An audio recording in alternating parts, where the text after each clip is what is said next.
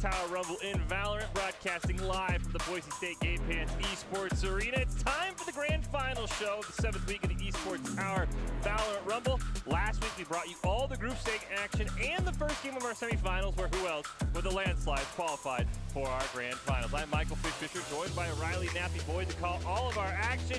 Tonight we'll kick off, Riley, with our first semifinal, Firestorms and Meteors. One of those teams gets a chance to take on the landslides for the grand finals. What do you need to see in our first semifinal to be convinced somebody has a chance to knock off the landslides? Because we keep talking, they're going to get them, but nobody ever has. I think somebody's got to get hot. Somebody's got to catch fire. I need to see like a 40-piece. Like, just something insane in this first game. I need to see somebody just take over. I need to see a duelist just start popping off, because I think that's really what it's going to take. You know, we talk about this in all sorts of different sports, right? Sometimes it just takes one person getting hot. And I think that that's something that we're going to need to see here in Valorant as well. Somebody's going to have to get hot and just step up and take over. I mean, we have IGLs on all these teams, but somebody's just got to be that piece. Yeah. Because no one seemed to have that breakthrough yet. Surge White almost did it when we saw Yasuke, I believe it was, run that KO. Yep. Somebody's got to figure out a way to do that and just take it even to the next level. Yeah, and I think you're totally right, and the name that pops off to me right now is Cool Guy Fire for the Firestorms. Yeah. He is their jet. He's usually their opper. They don't op as heavy as the landslides do.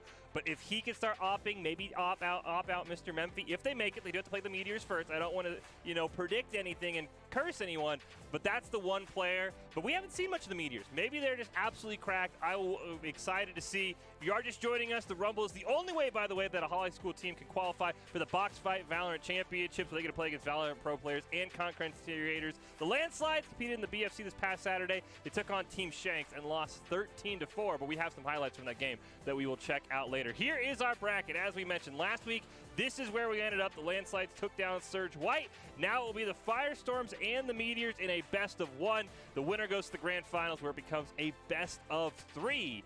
And I cannot wait to see, and I think we talked about it a lot. I think map choice is something we also haven't talked about. Yeah. Icebox, allegedly the Landslide's weakest map. Don't play them on Ascent, though. We witnessed a couple of weeks ago, they absolutely murdered a team on Ascent. They know that map so well. So that's another thing, that when we get to the grand finals, you got to make sure your map choice is on point. But we get Doc's keys to the game. Yo, don't ego peek the op. Watch out for Cool Guy Fire. He is the man to watch in this matchup. Know your win cons, call out your abilities, and calculate enemy econ. It's all brought to you by Esports Tower. Score pro advice at esportstower.com. Improve your game sense, improve your team play, improve your performance under pressure. You can match with great players and professional coaches to help you rank up. It's the first semifinal. Winner goes on to the grand finals and gets a chance to try and knock off the Landslides, Firestorms, and Meteors. And it's on Icebox here, Riley. So good practice for one of these teams, and I'm really excited. I think the Firestorms are probably your favorite. They've been there before. We haven't seen this Meteors team, but you don't get the semifinal on a fluke. Nobody gets there on a fluke. And especially now that we're out of group stage stuff and we're back into bracket play again, it's more pressure on these teams every single game. It's BO1, so obviously you have to go out. You cannot drop rounds. So any team that gets to these points earns the right to get there. These teams have played together. Obviously, Esports Tower does a really good job of mixing these teams up. But when these teams get to these points, it means that these teams are legit. And so I think that it's going to be really interesting to see how a team that we haven't seen very much kind of factors in with kind of the three teams that have almost put themselves on, there's a tier right now that's Surge White, Landslides, and Firestorm. Meteor getting that chance to get up into that could be really interesting. I think we're seeing that in our other Rumbles that we have on Monday with Rocket League, where there's that three teams, but there's a couple teams that are starting to crack through, and I would love to see the Meteors do that. But I think you're totally right. I mean, to talk sort of about, what we just saw last night, if you are an NBA fan, we saw Giannis absolutely pop off, drop 50. Somebody's got to have their Giannis moment tonight to beat the Landslides, because you just can't beat the Landslides with average play. Somebody's got to play out of their mind and put that on their college highlight reel if you want to beat the Landslides, and that's what I'm looking for in this first game. Who gets hot between these two teams? Yeah, and it all starts, obviously, with the agent selection. It's always interesting to see how these teams go, and I'm not seeing a single Viper on Icebox, which is kind of insane, because that has become, Esports Tower meta. Yeah, I mean, we've seen Vipers absolutely dominate as well on Icebox. I'm very shocked. The Firestorms are the ones that usually have it. I mean, the names like El Boof, Cool Guy Fire, DTX, all guys that we recognize there. And it's very interesting that, we usually see El Boof on that Sova. So to put him now more on a top fragger is going to be very interesting as he locks in that Reyna. That's kind of the one pick I want to watch for the Firestorms is El Boof on that Reyna. And see, I'm interested to see, we saw DTX run that Yoru to really good effect last week, which was surprising to me. I didn't expect that to actually work out that well for DTX. I know they had mentioned it a couple of weeks ago, and I think that it goes completely against what we see. I think DTX is probably the only esports tower player that we've actually seen consistently pick Yoru, and they run it to really good effect. So that could be a game changer for Firestorms as they get through into these semifinals and finals. Yeah, and maybe this also is, we've seen the landslides. They usually have a very, very strict comp. I think that's the other thing that is maybe there's some operators that we usually don't see like that Yoru that maybe the Firestorms are experimenting with that they want to try and maybe bring out here to, if they win here, maybe catch the landslides off guard. But we said the winner of this will play the landslides. Looks like we did have a little bit of a pause there to start things off on Icebox. And I think it's very interesting because the Firestorm, we know, they want to get back to the grand finals. Yep. The Meteors, how they play in these first couple rounds is really going to tell me, all right, do they have a chance or are the Firestorms, they set on that goal of getting revenge? And looking at Agent Comp, they do have 2 smokes right now, right? Yep. They had an Omen and a Jet, I believe. And so when you see 2 smokes, that my first thought is, all right, some aggression here, right? They want to be able to use those smokes to push forward and to get in some different spots, which is going to be interesting because Firestorms do have some of the better gun skill that we see in Esports Tower. So that aggression versus that really good gun skill, I think it could really provide some interesting rounds. And I think that if Firestorms get hot, it's going to be really hard to counter because Meteor is going to have to take advantage of those smokes early, I think.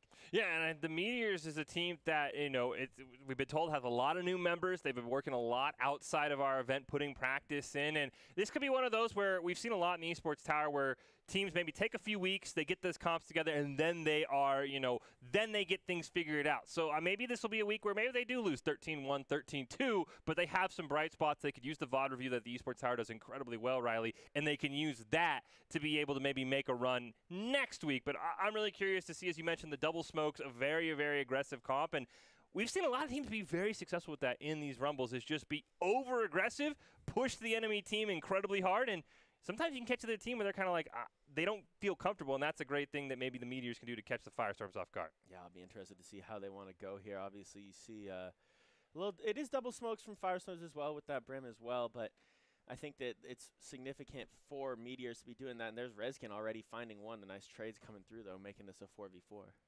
DTX and the rest of the team. DTX with a great flank. Does trade himself out, though, so still a 4v3. Cool guy fire. Oh, just got to hit those shots. Yeah, PvP with the nice ghost shots there on the Cool Guy, taking out that Brim. So it's down to that 3v2. Meteor's looking to try and win that first pistol round and get a little bit of that early momentum. Oh, he sees El Boof up at the top. Oh, he still bits. Get the overhealing as well. There's a guy right to his left. You can't see the silhouettes like we can. Ellie taking some damage. Going to jump off. Doesn't have the healing orb available either. Yeah, I got some info there, but gave away positioning. Got to try and get that ego peek. But obviously it's so hard to ego peek with this new patch. With how the movement now affects your shooting, it makes it so much harder. Giving away your position and cornering yourself, that's just a tough spot to be in there if you're Ellie. And that is exactly, we talked about somebody having a great moment. El Boof with a fantastic play. Redskins even saw him, but he still was able to pick up the double kill. And I think El Boof and Cool Guy Fire are those 2 names where if the Firestorms are going to win here in the semifinals, they're going to be the guys that I would expect to absolutely pop off. Yeah, I think I'd agree with you. I love seeing some of these players get really aggressive. Technically we do have a 3 duelist comp from Firestorm, so, we want to talk about aggression. I guess Firestorm's yeah, sure. about as aggressive as you get. You don't usually see those 3 duelists in a comp game, but it could be really interesting with, obviously, Sage and a 3 duelist. Yeah, I like this composition from Firestorms, and I do think that's a composition that could actually run with the landslides. Cool Guy Fire and the rest of the Firestorms get their loadouts ready to go. The Meteors already in the back foot, and a great pick there for Cool Guy Fire with that Ares to get the first blood. Yeah, and you see looking to get some of those smokes down there. DTX just chilling out in rafters. The trade's just kind of coming through here. Nothing crazy just yet, and there's Rizmo trying to get aggressive with that Spectre. Everyone kind of knows where he is. That's a tough spot to be in. Yeah, unfortunately, that really just felt like it came down to, we talk about it all the time. You win the pistol round, you have the econ on your side. Usually, one pistol round is basically a guaranteed second round win, and we saw it right there. Just the Spectres and the Ares against pistols. You don't really stand a chance if you're the Meteors, unfortunately, in that situation. No, you don't. And this is an interesting play here from the Firestorms. It looks like it's more of like a mid to B type push. Looks like Meteors might actually be reading this, though. Interesting that no one's really getting aggressive over here on A. It looks like they're going to try and 5 commit to B, so we're going to see a lot of action over here. I don't think Firestorms would expect them to read this early in the game. No, I think you're totally right. Unless Pax can get a huge push, you can see the enemy sightlines. They can see down there. He, of course, can't see that, has to dash out of the way. Now he knows it's a full B push. Yeah, that calm to your teammates right there when it's like, oh, they're actually all here, that's horrifying.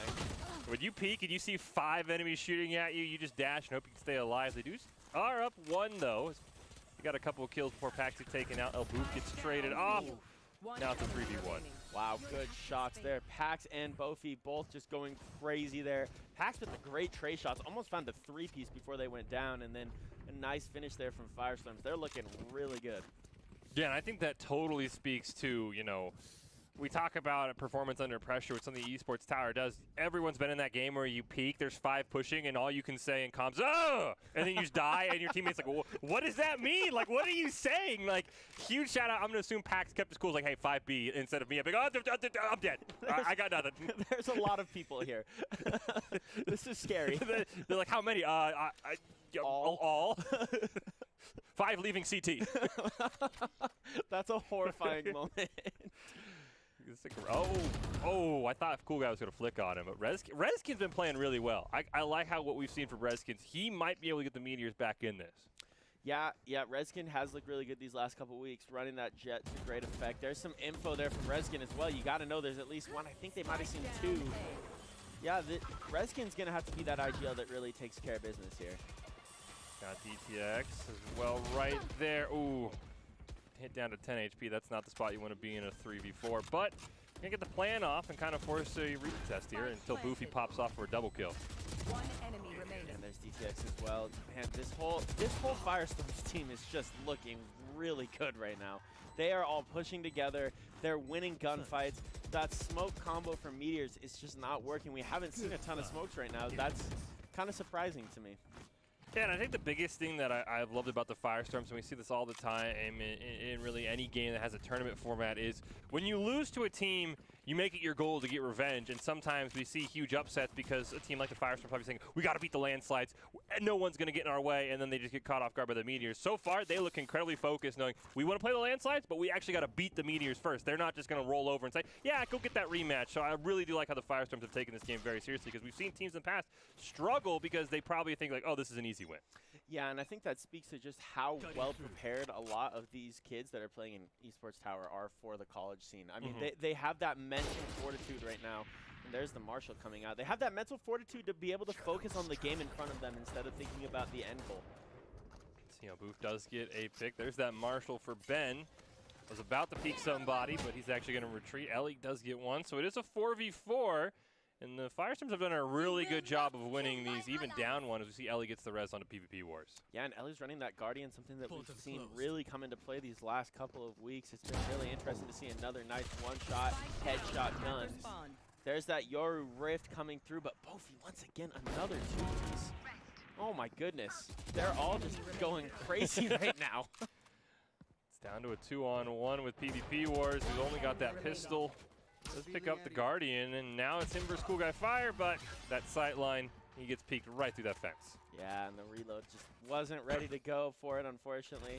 Tell you what, if that was me, I would have been enamored by how awesome that Galaxy skin is on that Guardian, and I think I would have just choked anyway. So, good on you for finding one there. Almost clutched it out. That would have been pretty sweet.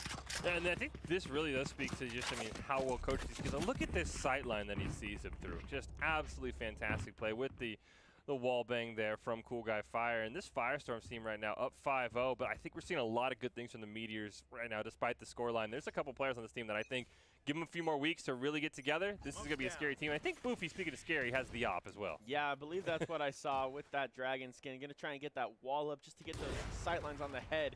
Couldn't quite find that initial shot, but they're still peeking. Someone wasn't listening to Doc's keys to the game. No, you see the op fly past you and you ego challenge it. Come on, you can't have that happen. That's a fantastic play there by Boofy B. Ben G going to get at least one kill. And now it's all up to this Omen in a 1v4 against the op. And Elboof with a third as well. Elboof looking really good right now. We have seen them in the past have huge weeks, and right now, if there was a time to go off right now, Elboof, it is in this game, so you're ready to roll for that landslides game. You seem to be taking advantage of that, and we are working towards a little scary territory here for the Meteors. 6-0 is not the way you want to start. You want to try and find a couple of rounds.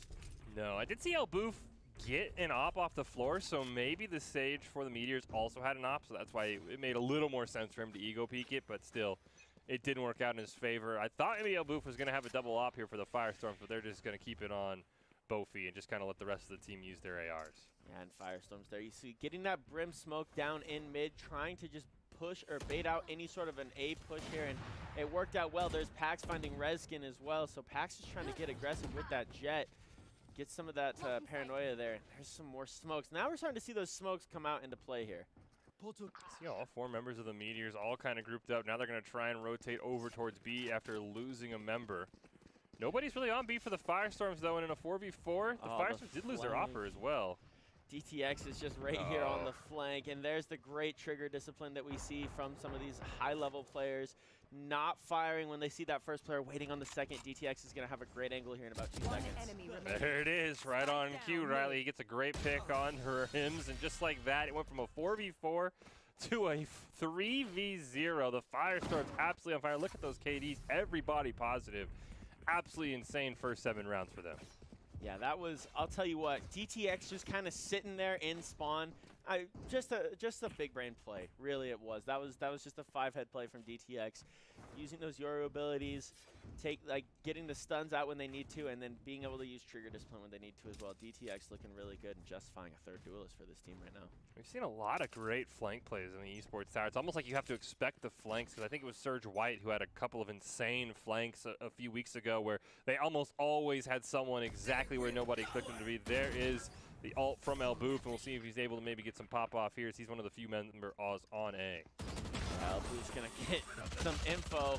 Unfortunately, there's the bot going to take some serious damage onto Elboof there, down to 25 health. And you get one more kill, get the overhealing, you're fine. I thought I saw someone right there, right next to them. I'm kind of surprised. Oh, yeah, and they found, it looks like Rizmo there. Oh, Marshall. This kid just going for a crazy knock there, imagine. He tried. I like the effort there, Reskin. Unfortunately, now it's all down to PvP wars in a 1v3. It's possible, though, especially on the Sova and the Hunter's Fury. You get maybe a good Hunter's Fury. I like his chances more than it seems on paper. I think the tough spot is having to spike down. That's a big win there, though, to get yourself that 3rd of the round. Yeah, you've got to find some stuff quickly, though. You can't be taking too long. Did force the res out, though. And then Elboof will immediately take PvP wars out. They did get the res out. I mean, you guess you kind of get the res for the gun, which I know Baratel's a huge fan of, is sometimes it's better to just res to save the econ than it is just to res to make a difference in the round. So, small victories, I guess, for the Meteors. They did get a pretty powerful ult out of the way. Yeah, get that res off the board. But, I mean, unfortunately right now, I mean, it's 8-0. We need to see, I think what's probably going to happen is these guys are going to want to try and invest all their ults now. Be smart and spread these 2 out. You've got 2 lethals right now. Once you can get a spike down, use that Hunter's Fury. Maybe use that Reyna see if you can break into a site using your other ult. We actually honestly haven't seen the spike planted too often. That's how dominant the Firestorms have been. It's like everybody's over on that A side. Great pick there from Elion to Pax. The perfect way to start, and he can heal himself up as well. Yeah, that's something that you got to find early to find those first. But unfortunately, it just all the kill feed turned green really quickly.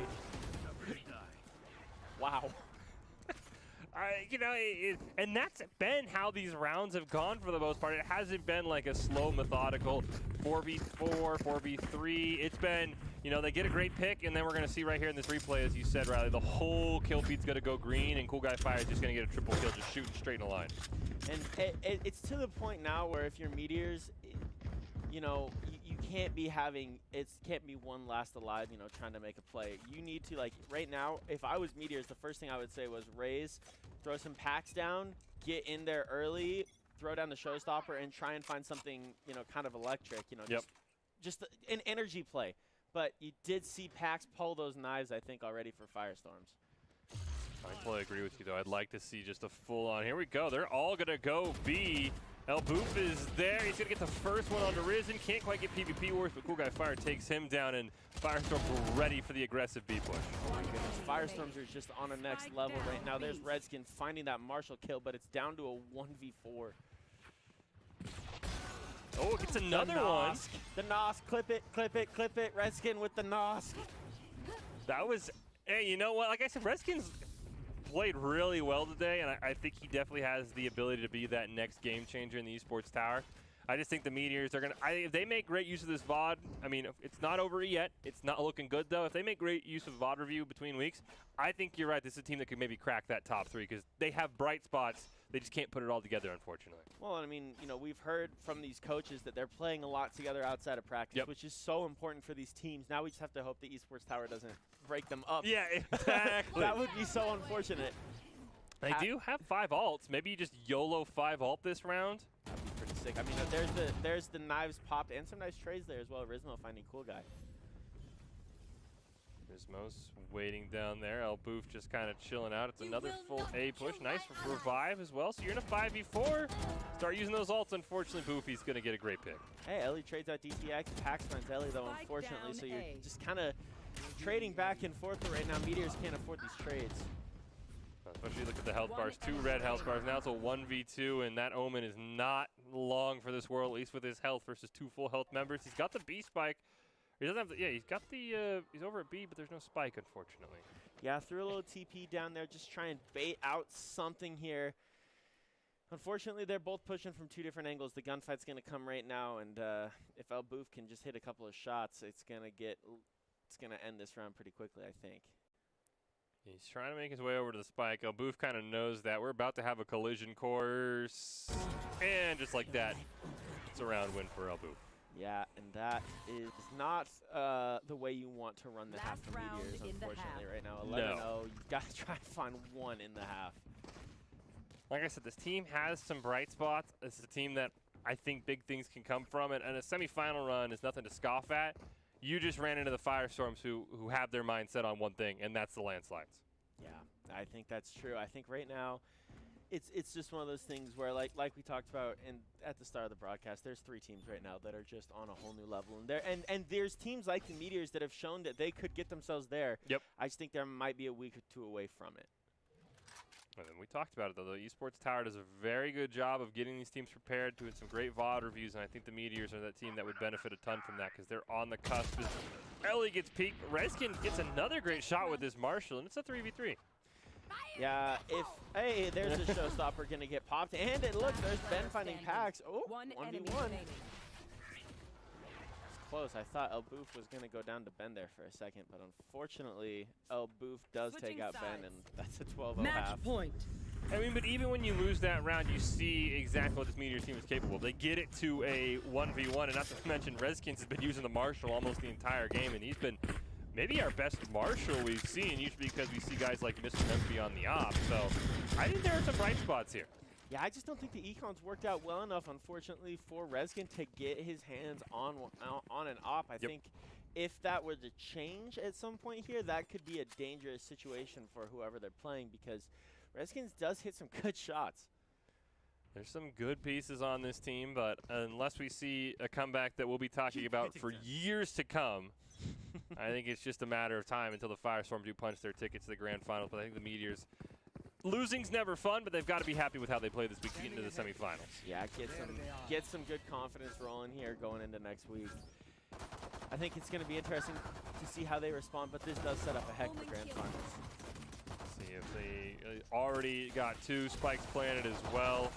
Pax is going to get another one. Ellie at least gets 1 kill. Oh, Ellie maybe has a different idea. Kind of a pop-off there at the end. They heard us talking about how, we had already called it. They asked about that comeback that you said? Yeah, they're like, hold on, don't call it a comeback. Been here this whole time. Would you say maybe they've been here for years? Months. Okay. I think they're going to, and this is absolutely huge. Cool guy Fire and Ben, maybe, accuracy not at the highest peak there. But this is huge. Even if you don't win, just being able to get around 13-1 feels a heck of a lot better than 13-0. Yeah, that is factual. You never want to see a 0 on the scoreboard. So getting around always helps. Maybe find a couple more here. You've got the econ obviously going into the second round with the second pistol. Sneak out a round or 2 more and maybe get these to some respectable numbers here. Yeah, and it looks like for the Firestorms, you know, we usually have seen teams, they'll lose the pistol round and they'll just kind of eco. They've done what they can with their credits. They're going to try and win this round right here. So you get another round. You set the Firestorm back by quite a large margin, honestly. Yeah, I don't know if Meteors are expecting them to have this, although I love the 5-2 push there, but there's a nice Guardian find already to start the round. Well, Booth going to get a double kill. PP Wars gets one back before DTX trades him out. And it's a 3v2, but health bars are very critical. Cool Guy Fire gets caught planning. It's a 1v1, and they're both basically one shot. Yeah, this will be interesting to see who uses what first. If those paint shells can come out, obviously any hit onto Bofi from the paint shells is going to be enough to do it. So let's see if Ben can get any sort of read, any sort of timing. But I think Bofi right now is in the pole position here to find this elim and end this game. He just has got to turn this corner. Ben's on the other side of the box. Oh, nobody knows where the other one is. Oh, the timings. Oh, he got him. Peeker's advantage coming through there. Fantastic round from the Firestorm, and I think we both said the Meteors, they have the pieces. That round win, I think, is huge for them as well to at least, you know, kind of say, hey, we can get things done. I think you're totally right. And I think most teams, you don't expect their team to go full-out YOLO when they're up 12-1. You usually expect, okay, they'll just pistol, we can usually get another round. So that's a great aggressive play from the Firestorms, who have now joined the Landslides in our grand finals. If you just want a recap of how these teams have played, we'll get to it in just a second. Of course, as you know, going at it alone can only get you so far. If you want to increase your chances of success, you have to level up your teaming skills. We've seen this with the Firestorms. Every single member had a fantastic round that last game against the Meteors, a huge reason why they won that in dominant fashion. Esports Tower really takes the time to create teams of well-matched teammates. Give a shout out to all the coaches. If you're watching, haven't checked out Esports Tower clubs, you should. It's the fast track to rank up. But as I was saying, Riley, Week 5 of our Rumble, Firestorms lost the Landslide in the finals. Week 6, they lost the tiebreaker game to the Landslides to get knocked out of the tournament. Now in Week 7, they're back in the grand finals against the Landslide. This is perhaps our best rival we have in the Esports Tower is the Landslides and the Firestorm. Yeah, at some point you can only take so much before you snap. That's kind of my thing. Exactly. At some point you can get punched so many times, and then at some point you just go for it. You lay it all out on the line, and you just have to see what happens. And Firestorm's got the perfect game to set themselves up for this. Yes. A dominant win. Yeah. I think that is going to be a huge confidence boost going into this game. I mean, these players at home are sitting there ready to roll. Yeah. They're feeling it. I think we're in for a fantastic game. And I think the other thing that does kind of, you know, go under the radar is we did see last week the Landslides were able to qualify. If the Firestorms had to play like a 30, 40-minute game, then you get that mental fatigue setting in. So the Landslides getting that bye, but the Firestorms immediately coming out. An incredibly quick game against the Meteors. So like I said, I have some great things on the table, and I really expect them to have great things going forward. I love what I saw from the Meteors today. I think the Firestorms, not too long of a game. That's a perfect spot to be in. We're going to take a break. We'll be back with our grand finals. Of course, it's the Landslides and the Firestorms. Feel like it's almost deja vu. Can the Firestorms break that, though? Can they finally knock off the Landslides? Don't go anywhere. Find out next.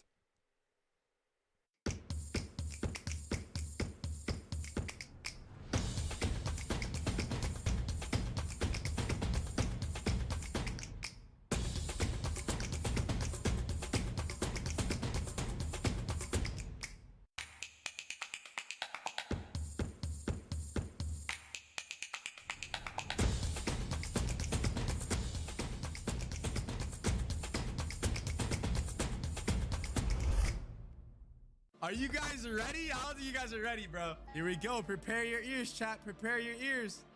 Here we go.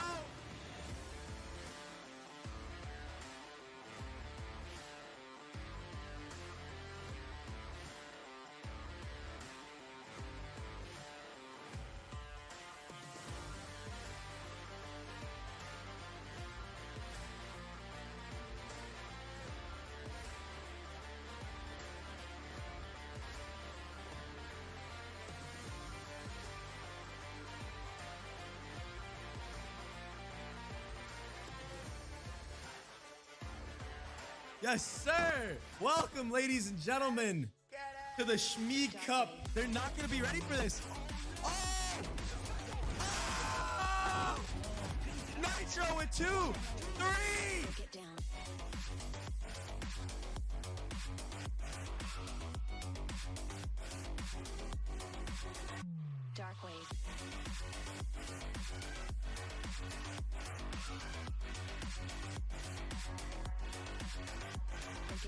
Will he get the ace? He gets the ace to close it. Corey is your first Meat Cup champion. UFC events, brought in some heavy hitters to support this tournament. I hope you guys enjoyed it. It was the first Meat Cup. Hashtag never alone,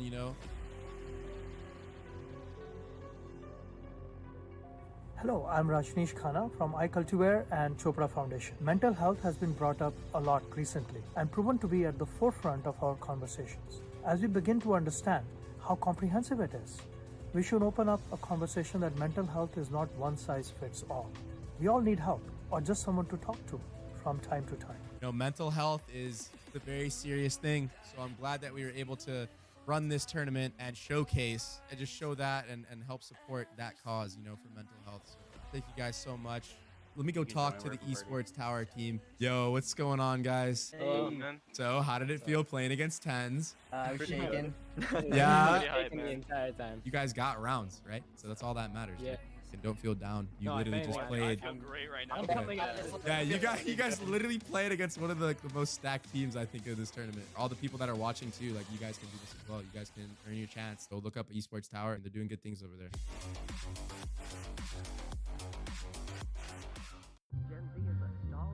The news says Gen Z is struggling.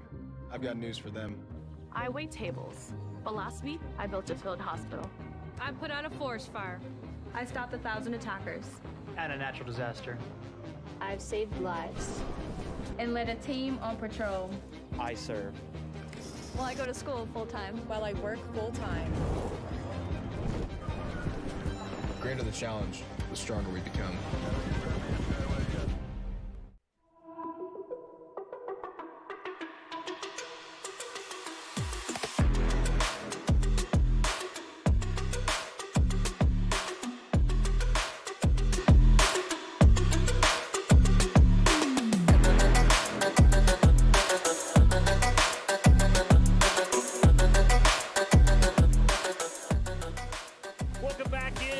Broadcast of the Esports Tower Valorant Rumble, broadcasting it live from the Boise State Game Pants Esports Arena, and our continuing rivalry in these Valorant Rumbles is alive once again. Fish and Riley here to call all the action. It's our Week 7 Grand Finals, and it's two teams that are painstakingly familiar with each other. It is the Firestorms and the Landslides. You didn't hear before the break. Week 5, they met in the Grand Finals. Landslides won that one. Week 6, they met in a tiebreaker game. The Landslides won, I believe, 13-11. It was very, very close to knock the Firestorms out of the tournament. And now this week, Week 7, they're back in the Grand Finals, Riley.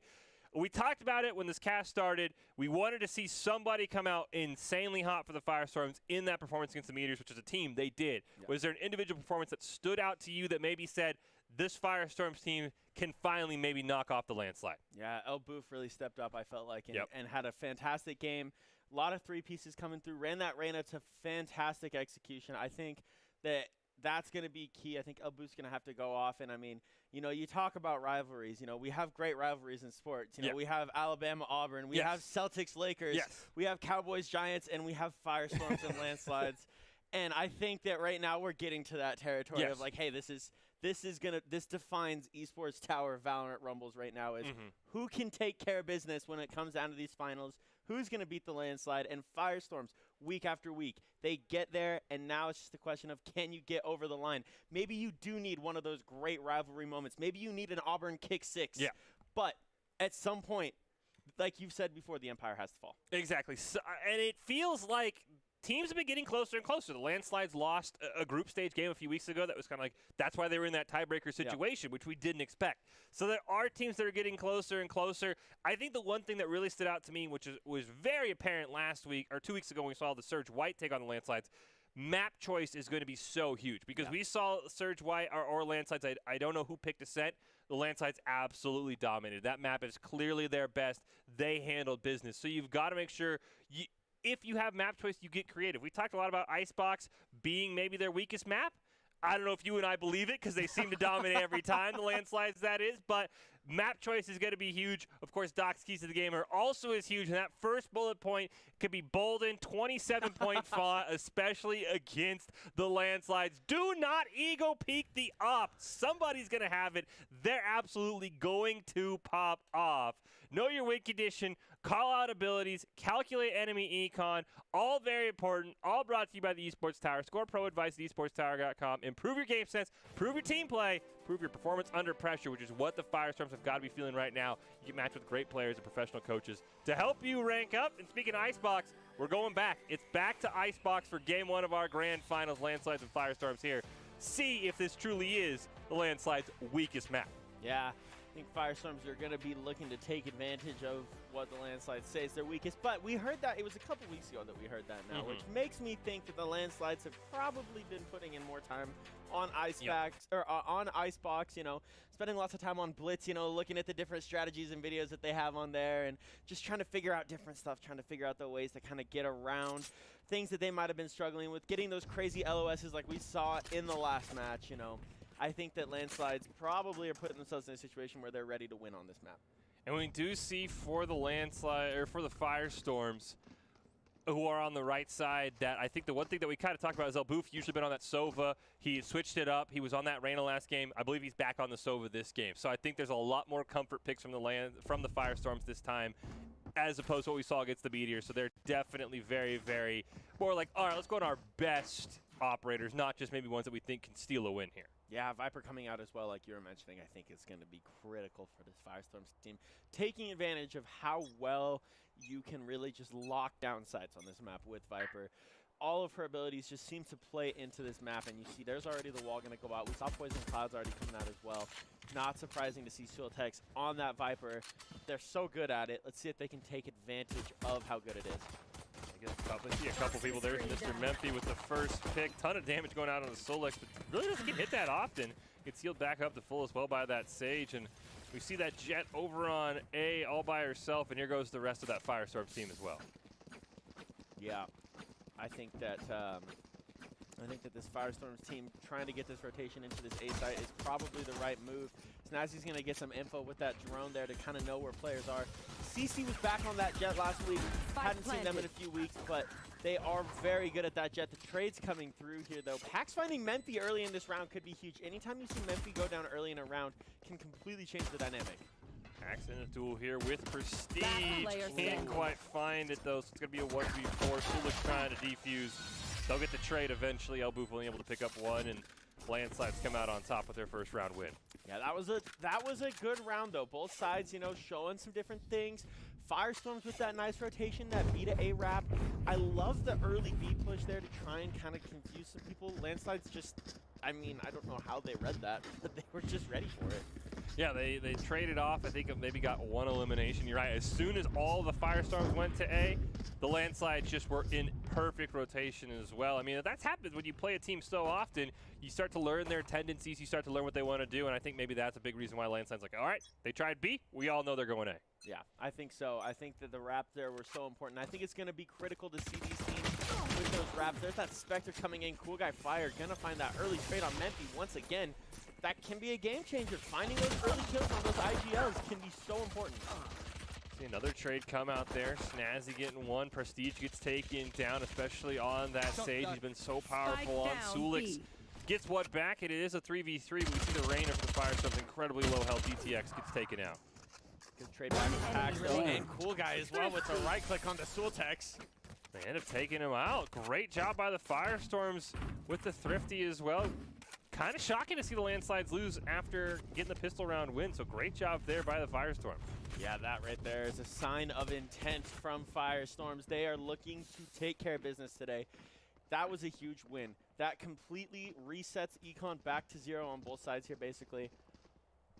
Firestorms now giving themselves the opportunity to go out and really show what they're made of. I'm going to be interested to see if they can take advantage of that big pistol win. Yeah, and I think the one thing that really is going to stand out throughout the Grand Finals tonight, Mr. Memphi versus Cool Guy Fire, they're the two in-game leaders. The better game your in-game leader has, the better you do. As Pax immediately blasts Mr. Memphi. That's a huge win for the Firestorm. Memphi has not started off this game as strong as we normally see them. That's twice they've been first-blooded. And I will say, I love CC on this Landslides team. It just feels like Mr. Memphi hasn't quite figured out the non-jet gameplay. I think he's really used to those aggressive dashes. We heard his coach a couple weeks ago talking about it as Snazzy gets a pick. Still trying to adapt to that Reyna gameplay, I would think. There's some Bucky play as well coming out there from Snazzy. Love to see that. Both the DTX trades. Pax just used that trigger discipline and eventually just found Prestige, just kind of sat there and waited for so long. That was just that was a great round from Firestone. Holy cow, that was a good round from Firestone. Yeah, especially from Pax. He got the first pick onto Mr. Memphi right away. You mentioned, I even looked, I was like, wait, are they on the same team? When I saw Prestige, like, I don't think Prestige is on the phone. What is he doing? And then, as you mentioned, perfect trigger discipline. Just shot him when he had no chance to respond. Pax might be that guy who needs to have that pop-off moment to maybe get the Firestorms a win or maybe 2 wins and get them to be able to be champions for the first time. But see, the thing is, it's like with this Firestorms team, there's so many different players that could pop off. Because, you know, we say, oh, well, it could be Pax, but it's like Pax is one of 3 players on this team, essentially, that could just go off. And there's already knives coming out from Pax in round 4. Yeah, he's ready to go, and I would love to see maybe if he gets a couple kills here, if he's able to pick up the op. As Cool Guy Fire gets one onto Prestige, that's another huge pick for the Firestorm. And there's another, basically, IGL going down, but CC takes down Pax when the knives were popped, so that cancels out Pax's early ult that they worked so hard to get. Boof with that drone, looking for somebody. Ooh, he almost saw Snazzy, but ended up bailing on Sulix. He's been getting better and better every week, and he gets a double kill to put his team back in the lead. Yeah, the way that Sulix is really, I think Sulix has been the reason that Landslides has gotten better and better on this Icebox map, just how good Viper is, and Sulix as well has been big, but there's Bofi bringing this back to a 1v2. Mr. Memphi looking for his first big play. Oh, just barely missed it. Bofi gonna run away, and he's gonna try and just sprint over to B, probably also trying to buy some time to get some of his cooldowns back. Yeah, and you see, there's Memphi. I mean, just the way that Memphi just mantles straight onto that, getting aggressive. I mean, that is jet play to a T. Memphi just looks like it's a jet right now. And so running that Reyna as a jet, it provides almost a different dynamic. As you see, there's the heal going to come off there from Boofy as well. So that's going to be big, getting this back to a full health gunfight. And they might have some timing here on Memphi if they're not careful. Nope. Never mind. Memphi just clicked right on the head.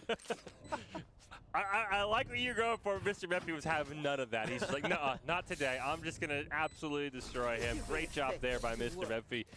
And that's the one thing is, once he figures out this Reyna, oh goodness. Because the overhealing is kind of the one thing I would say that he's so aggressive as a jet. Having that ability to heal when he gets a pick is going to be absolutely insane. I do think we maybe see a little less opping from him on that Reyna because he knows most mobility. But if he figures out Reyna, good luck, Esports Tower. Good luck. The thing is, it's like, yeah, even if he doesn't run the op, I mean, half the time when he's pulling, I mean, because he's a Vandal player, right? So it's like anytime he just right-clicks people's heads anyway, or left-clicks their head with whatever gun he has. So it's like, even if he's not opping, you give him that overheal, like you said, yeah, that is a horrifying thought, actually. I don't even want to think about playing that in a lobby. Well, he's got the Empress available. You see 3 ults up for the Landslides, 2 up for the Firestorms. Hunter's Fury might be good as like a defensive one there for both Snazzy and Elboof. Love the Bucky play here from Snazzy as well. There's Pax just flying right in on Sultix there.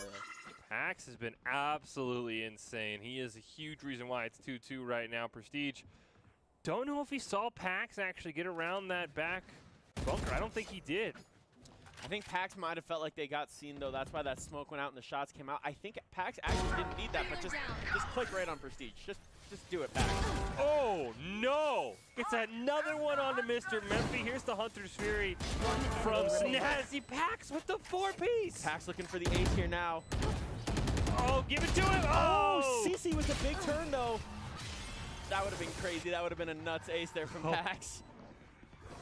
Pax absolutely popping off right now. And this is exactly what we talked about at the top of the broadcast. Somebody has to have their Giannis moment if you watched the NBA Finals last night, and I think Pax is absolutely having that right now. An insane 4-piece. He probably lives, but he's going for the ace, let's be honest. I just love the aggression. It's like you see Hunter's Fury get popped, you know exactly where it is. It's all right, yep, tailwind straight over, get that LOS, find a headshot. Yeah, Pax is feeling it right now. But I'll tell you what, it's crazy that Landslides, to get beaten, need someone to have this kind of a pop-up moment. That just says all you need to know about this team. And he's doing it, and the picks are onto very important people. Bofi gets one onto Mr. Memphi. And that's the other thing you got to keep an eye on. If he's the IGL, if he starts to have a slower game, Is he able to maintain his composure, which I fully expect him to? But you tilt the IGL, everything can go south. So that's something we got to keep an eye on here is Solix and Prestige. Looking for that flank on that A rotation. Yeah, I think that Prestige is going to have to step up even more so than normal if Mr. Memphi continues to struggle. Prestige is going to have to be that player running that almost duelist stage type play to just get in there and find those big elims. And there's Pax once again. And they've got info on CC as well. Holy cow, Pax, you're just, I mean, you're no fear at all. CC's got the knives and Solix gets taken out. Might be able to get him a couple kills. DTX is right over by the spike, unfortunately. Those knives don't find anything. And Empress has been popped there on the side of Firestorms as well, so it's Prestige versus the world here, unfortunately, plus an ult. This is a brutal situation, but if you're Firestorms, you're almost a little bit upset that you pulled that ult, I think, because you didn't end up needing it. Yeah, the Empress was kind of weird. I don't know, maybe they thought, since they hadn't seen Solix or Prestige, they thought they were going to run into 4 members on that A site. Because you're right, I mean, that Empress was just kind of thrown away there by the Firestorms. Not to criticize a fantastic flawless round, but every ult against a team like the Landslides is just even more important when you don't get good value out of it. Yeah, it's tough. And you need to be able to keep those. But, I mean, in fairness, you still have 4 online right now. Pax has already wrapped theirs once, so twice in 7 rounds, essentially, now is what we're seeing, which is crazy. Just those huge numbers is what's needed here. And Pax, there's Memphi. Uh-oh. Uh-oh. The Memphi ops coming out. It took him a little longer than we're used to, but now he's in a groove. They get the revive off, though, and there's the Hunter's Fury. So we're back to full, and now Solix gets taken out actually by the Hunter's Fury. We've seen some really good Hunter's Fury play. It's just some really good Sova play overall in these Esports Power Rumbles, which is really fun to see. Sometimes just different plays that we don't get to see in normal Valorant. I think the Sova play has been elevated over anything that I see normally in just like competitive Valorant, which is really enjoyable. And these teams have made fantastic use of that Sova. We get a trade-off there. Mr. Memphi gets taken out, but Pax is also taken out. Huge play from Prestige to put this in a 3v3. Yeah, and that's what Prestige needs to do. They need to be able to find those big kills. They have some information. There's one up top. They know DTX has to be over in that area as well. CC's going to be on this backup as well, and I can't tell if CC knows that Elboof's down there right now, but Prestige is going to have some crazy info here. That was huge. Did lose CC though, so I don't think he was aware of Elboof. Snazzy, there's that revive onto Mr. Memphi. He should get the op back. They're starting to run out of time here. They're going to have to start pushing. Yeah, Snazzy's just trying to get some info here. There's that recon dart going to go out. Memphi's going to be hopping right on it. But Memphi with, I think they hopped off the spike, got the op, and then hopped back on. Oh, they're going to be able to get it here. Just barely enough time. Huge wrench on to Mr. Memphi because now that he's got that op, I feel like he's in total command. Yeah, this is a scary moment. This is a scary moment for Firestorms because you have a little bit of a lead right now. Is it enough when that Memphi op starts working? Is it enough to hold on? Plus that Prestige revive to get him back on the op so he doesn't have to waste another 5,000 credits, which I don't think he would have had. Absolutely huge from, we compliment the whole team. Prestige and Mr. Memphi are the 2 best players on this Landslides team, and they absolutely were the reason why they're not down 5-2 right now. Yeah, and it's not surprising. I mean, like we said, if Mr. Memphi starts slow, Prestige has got to be the one to go, and Prestige is doing that. Going, making those big plays, stepping up and being another IGL for this team, it never hurts to have more leaders on a team. The more players that you can have that can just go out there and take care of business is so good. And having 2 elite leaders like this on this team just makes this Landslides team so good. And you can see how hesitant are the Firestorms to rotate over towards B. They know Mr. Memphi has the sightlines with that op. You see Elboof is kind of over in that direction. Him and Solix are actually going to run into each other off screen. Solix going to pick up that kill, and now that B rotation's even harder because you don't have that Sova for the scouting. And see, the thing is, Landslides knew that you weren't, as soon as those peaks and those challenges go away, Landslides just immediately send 2 to 3 over to this other side. You're wrapping into this now with trying to take on some of the best players in Esports Tower. You have great gun skill, but I mean, this is just a tough wrap anytime it's a 3v3 with such talented players. And you see Mr. Memphi's hanging out in the back there, getting those op sight lines. You can hear it go out. Didn't get an elimination. Bovie does pick up Snazzy, though. But Mr. Memphi with oh my gosh! Mr. Memphi, new levels of off play. Are you serious right now?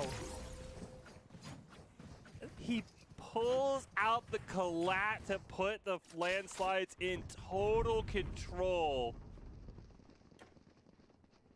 Oh my gosh! I don't even know what to say. The Firestorms have played a fantastic game. There's no reason it should be 4-4, except right there. You just take out 2. You go from a 4v4 to a 4v2. And there's nothing you can do. Mr. Memphi, I pray to God that you are recording this on your own, like on your own PC. Like, I hope you have that clip because I need, like, send it to us. Put it in the chat, something. We need to see this. I need to see what just happened because I am shocked. That was crazy. Ooh, Knives versus Op. Nobody wanted to peek, though. Once again, everybody's over on A, and here comes Mr. Memphi with that Op. DTX gets the first elimination. DTX going from Yoru into that Reyna, using that overheal, just a little bit different comp from them, but still clueless there. Look at the ego peek there from DTX. That was so big on the Snazzy. He had seen Snazzy right before the wall went out. Great use of the information. They do get a pick on to Bofi, though. There goes Solix, and Mr. Memphi gets taken out by the Knives. And just like that, the Firestorm's back in the lead. Yeah, that's the thing. We've seen the Landslides do some crazy stuff. Memphi with that huge collide a couple rounds ago, but Firestorm's doing a really good job just trading rounds. 5-4 right now. I mean, this is, yeah, they are looking really good right now. No, I would say, if you just showed me the Landslides gameplay, didn't show me who they were playing, I'd be like, okay, it's probably like 6-2 maybe, like 6-3 maybe, 7-2. No, they're actually losing 5-4 because you're right. The Firestorms have put up with every single thing that the Landslides have thrown at them, and they've taken rounds, and it's absolutely insane. This is peak esports time. This is what you want out of a rivalry game, is just back and forth, back and forth. Yeah, this is probably the best. I would say this is the best grand finals that we've had to date so far. These teams just going at each other. Really, really good play, and probably these players at the best that we've seen them so far. Different comps. There's Memphi popping the ult right there, going into that Empress. Solix with the first pick, though, through the Viper wall as well. Here an op coming out from somebody. There's that Viper wall, I think, coming down as well. Yeah, and that Viper is just so critical to how this map plays. Using that Toxin Cloud to just kind of block off the sight. Snazzy's gonna have some really good info here. Oh, there is an op up for Pax. I think he actually stole Mr. Memphi. And he and Bofi actually unfortunately gets taken out with his own op. Yeah, so now there's Pax finding a big one though. Unfortunately, it's just DTX, but DTX has the gun skill to take care of business. Never mind. My bad. CC just shuts it down. Are they going to be able to find the op? I think they did. Yep, there it is. We see it right there. They just throw it right to Mr. Memphi. This was huge here as well from Snazzy. Actually, we didn't get to see it. Just being able to get that one pick, and we've seen both teams are so good at just, with those flanks. They pop the Viper ult. They're like, okay, they're going to go A. Snazzy's in the right spot. Yeah, both of these teams, just the reads are impeccable. They know where these teams are going to push. They do know each other better than probably any two teams in Esports Tower know each other. It is, I mean, it's just cause for really, really good rivalry, and some of these cool camera angles with the interesting stuff. I thought Memphi was going to get a huge pick early in that round, though. I think somebody for the Firestorms also has an op. They kind of baited Mr. Memphi into ego peeking them, but they both missed. I think is it El Boof with the op? I think it is. I like it. 2 Reyna ops. I like it. Ooh, nice pick from Cool Guy Fire onto CC as well. That's a great start for the Firestorms. Uh-oh. Wait. Ooh, Boofy with the trades. I was worried for Boofy. That's a fantastic play. And, the Firestorms. Maybe not. Oh, that res is pretty much going to secure this round, I think. Almost a little unnecessary there. Oh, they do get to keep the op, I guess, but it's a hard. I guess that's the other reason why last round before the swap, you don't know if you're going to get a res off here. Yeah, that's probably true.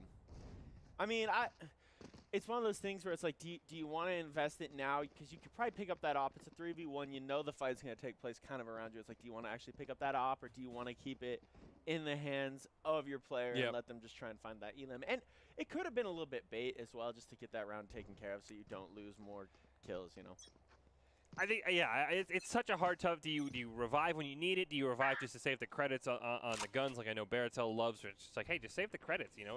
Sometimes the revive, it looks great on paper, and then it just never actually pans out because of the delay. We've seen so many players get revived and immediately headshot once again. So last round before the swap, Cool Guy Fire and Snazzy see each other, but nobody takes any damage. I don't know if Cool Guy Fire saw CC jump there as well. I couldn't tell if you saw CC's head on that cross, but the information is there for the side of Firestorms. They know that landslides are going to be over on this A site.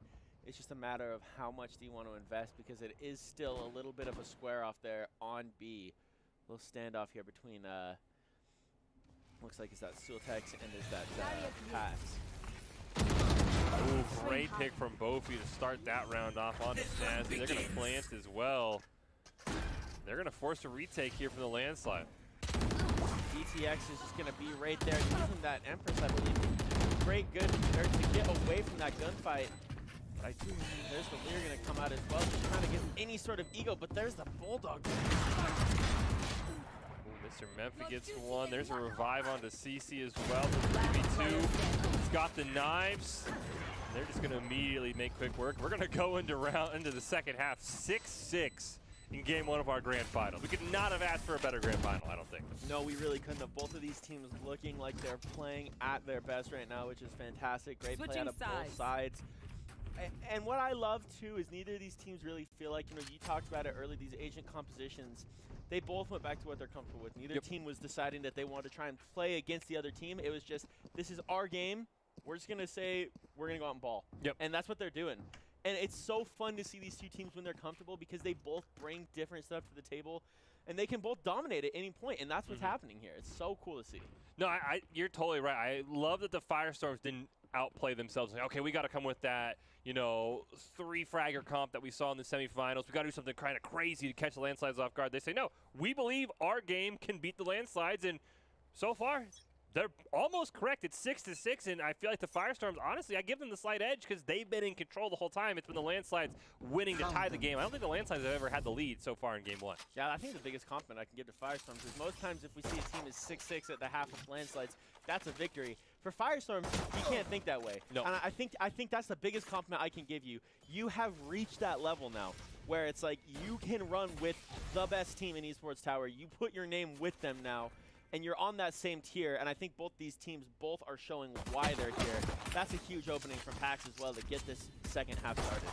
Sulek's just going to run and muzzle stuff El Boof. Bofi does get a trade. A couple shots from Sulek as he runs around the corner. And now they're going to get the spike down, but they are down 4-3. Little aggression there, though, from the side of Landslide. On offense there, that's what we like to see. Both these teams deciding to get aggressive. DTX and try and push and get any sort of info. Oh, I don't think he knew Prestige was there. Looked away from him. Prestige gets a great pick. PAX and Cool Guy Fire still alive. You got to like their chances. Yeah, there's the defuse going to hop on, and I think they're going to try and get this to half. This is actually a really good play, but they're looking the wrong way! Oh, no. Wait, Cool Guy's still up, though. That's the thing, and they're going to be able to get that smoke out. Are they going to hop it or not? Here comes Snazzy. One enemy remaining. Oh, my goodness. It's already at half, so if you just get on it now, you have a chance. Oh, is he going to get it? I don't think they have time. Oh. Wow, that was almost an elite play from Firestorms, but Landslides just danced just enough to hold off the time. Man, I think that the one thing is you're going to go back and you're going to see, we didn't get to see it here in the replay, unfortunately, as he was diffusing and Pax was looking in the same direction, Cool Guy Fire didn't have the look behind him, and Prestige got that great flank. If they're looking behind him, I think they probably get that defuse. I'm kind of surprised that they weren't looking behind them. They had them both looking forward. I would have thought that you had one looking one way and one the other. I would have thought Spike was looking forward, and you've got to be watching that flank for your teammate, but that was just a really great play there from Landslides to defend that spike. I mean, that shows how close it was. Just about a second away from the Firestorms remaining on top and keeping this lead. So you see, it looks like it's an all-out B push here from the Landslide. Well, he's going to get some information. There's the right clicks on the Memphi. Gets his gun as well, which is also huge, getting that Spectre. Gets shot through the wall, unfortunately, with that recon dart hitting him. Snash is just going to try and get that shock dart out there as well. El Boof's already hopping on the spike. It's down. CC's going to find Bofi, but I think El Boof was... Whoa, that just went fast. It just lit up red there in the kill feed. We've had a couple of those rounds where it's like 4-4. Prestige gets the headshot there as well. It goes from 4-4 to just 4-1 insanely quick. That time it was CC with a fantastic play, and you have to wonder if that excellent hold offensively last round by the Landslides has kind of flipped things in their favor, because now it's 2 in a row, and they're really starting to feel like they're in control, I think. Yeah, we'll see what the eco reset kind of does here for Firestorms. Just get themselves back on some footing, be able to get some buys. If you're Firestorms, I don't think you can afford to lose this map, though. You start giving the landslides some momentum, and that's bad news bears. If you've got to try and find a round win here, I think. Yeah, if you 9-6, maybe even 10-6 is the point where you get to say, all right, the landslides, you know, figured things out. But I think the Firestorm are right there. They were so close to probably having this 8-6 in their own favor. So we see everybody who's over on A, except for a couple members of the Firestorm holding on B still. Pax got so much information right there. Just a little bit of information to find two, and now they know they were there. That half second's going to give them a chance to get ready, but Schooltex does not care. Taken out, so does Snazzy. Mr. Memphi gets one back, gets traded out with Prestige being taken down. It's still a 2v3. There's Pax. Absolutely fantastic, and he's going to get the 4-piece. He came alive to keep the Firestorms in this game. That looked like Pax from earlier in this game. Pax finds one, finds two, and then it's just bam, tailwind right into the third to find the fourth of the round. That was crazy from Pax. That's what you need if you want to bring momentum right back onto your side real fast. Absolutely insane. See Mr. Memphi walks right into him. Pax finishes it off. CC tried to dash, didn't work out though. And Pax is having an insane game, and he's got the knives ready. Do you knives out this early? You know what? You're this is what, round 4 of this half. I don't see why not. You're probably going to get them again. They did buy Vandal, so they might save here just until they go down maybe and see if they can use a little bit of an econ. There's Pax already finding Memphi, though. That's huge to start this round. CC barely dodges that shock dart. He knows Pax is up there. Not quite able to find him. There's that wall as well. El Boof's hanging around the corner. CC's about to get absolutely cornered here. The rest of his team's coming. And there's a revive onto Mr. Memphi to make it a 5v5. Yeah, good smoke there to get Prestige, that ability to get Memphi right back up. I don't think it was actually necessary. I think the Firestorms had rotated away, but, you know, better be safe than sorry. You don't want to have to bait a revive this early. And it's so nice that Prestige already 4 rounds into it already has that revive up as well. Shadows traveling. Those early ults make huge plays. It looks like they're going to go for B. A lot of members in the landslides all on top of each other. They're right next to Pax as well, and Both is taking a lot of damage, and he's going to get taken out, Mr. Memphi, with that revenge. Yeah, just up there in top kitchen, and you see El Boost already down to 6 health, but just trying to find anything on Memphi. It does not matter, though. Pax going to get a double. He's up to 3 this round. Last player standing. Fortunately, gets taken out by Prestige, and now it's going to be a 1v3 for Cool Guy Fire, and Mr. Memphi. He gets the revive, and he makes the most of it with his own triple kill. Yeah, and you see right there, you saw Cool Guy Fire was moving, and that's what we've been talking about the last couple of weeks, about how this patch, moving and shooting, can just be so hard now. 2 weeks ago, that finds Memphi and Pax, and Cool Guy Fire is on to trying to find out and clutch a 1v3. Unfortunately, this week now, or in this last patch, just with how the movements worked, Mr. Memphi's able to get around that corner and find Memphi. Man, I can't talk. Find Cool Guy and take care of business. And the other thing I'm seeing right now, unfortunately for the Firestorms, is they're going to be forced to eco this round, which is not what you want to have happen. They'll at least have the knives from Pax, but other than that, it is a lot of pistols up for the Firestorms. They're going to need something crazy here, maybe a couple picks, pick up some Vandals. Right now, they're not in a good spot. And look how aggressive Landslides wanted to be on that B side. They pushed up quite a bit, seeing if anyone was there, because they knew it was probably going to have to be some sort of an eco. And it didn't matter in the end because Firestorms decided not to go that route, but now they are. Memphi finding Pax, and there's knives gone. There's Viper also going to come out there from Sulix, who's just going to make defending this on the regain so hard for the Firestorms. You see Boofy trying to do something to Mr. Memphi. CC ends up taking him out. DTX jumps into the Viper. Smoke. Still just kind of sneaking around. Nobody's seen him. Boof and Snazzy are just kind of sitting there. No, don't just... They're gonna bounce. They bounced the recon dart. I don't know if Snazzy expected them to be there.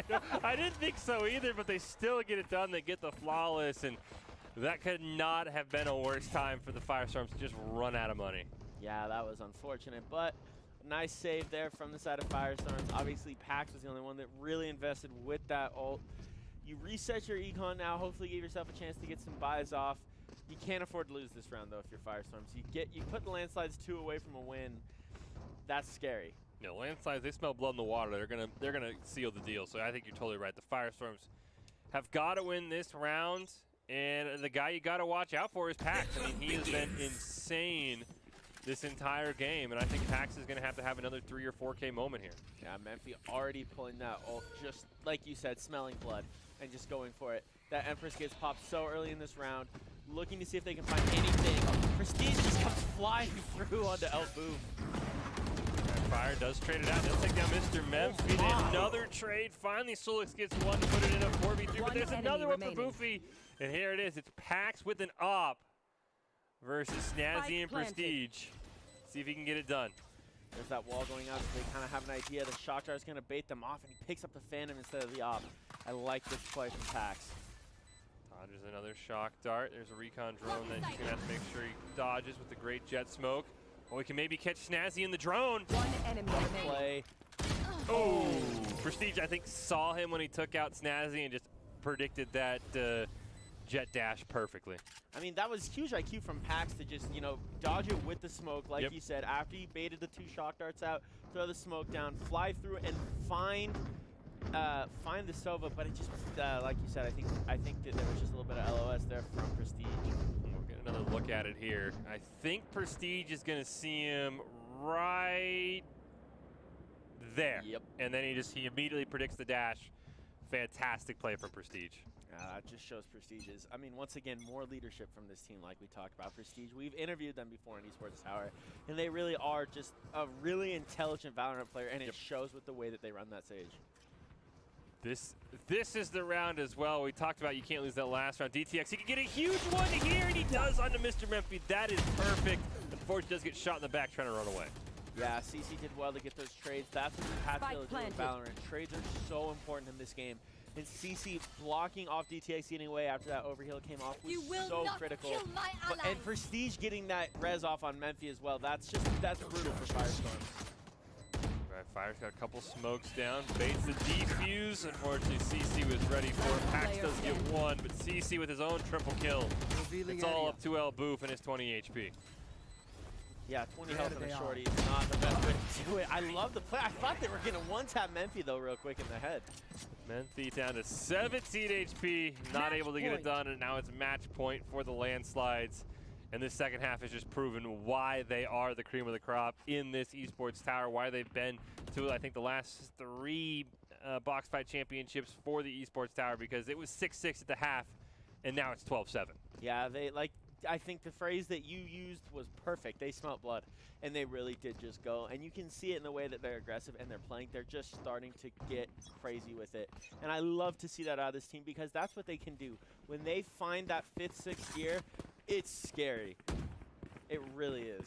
I mean, this scoreline, if the landslide win here, is not indicative of how close this game has actually been. As Sulix, he's been so aggressive, just jumping over walls on this Viper. Finally going to at least slow down a little bit with that recon bolt.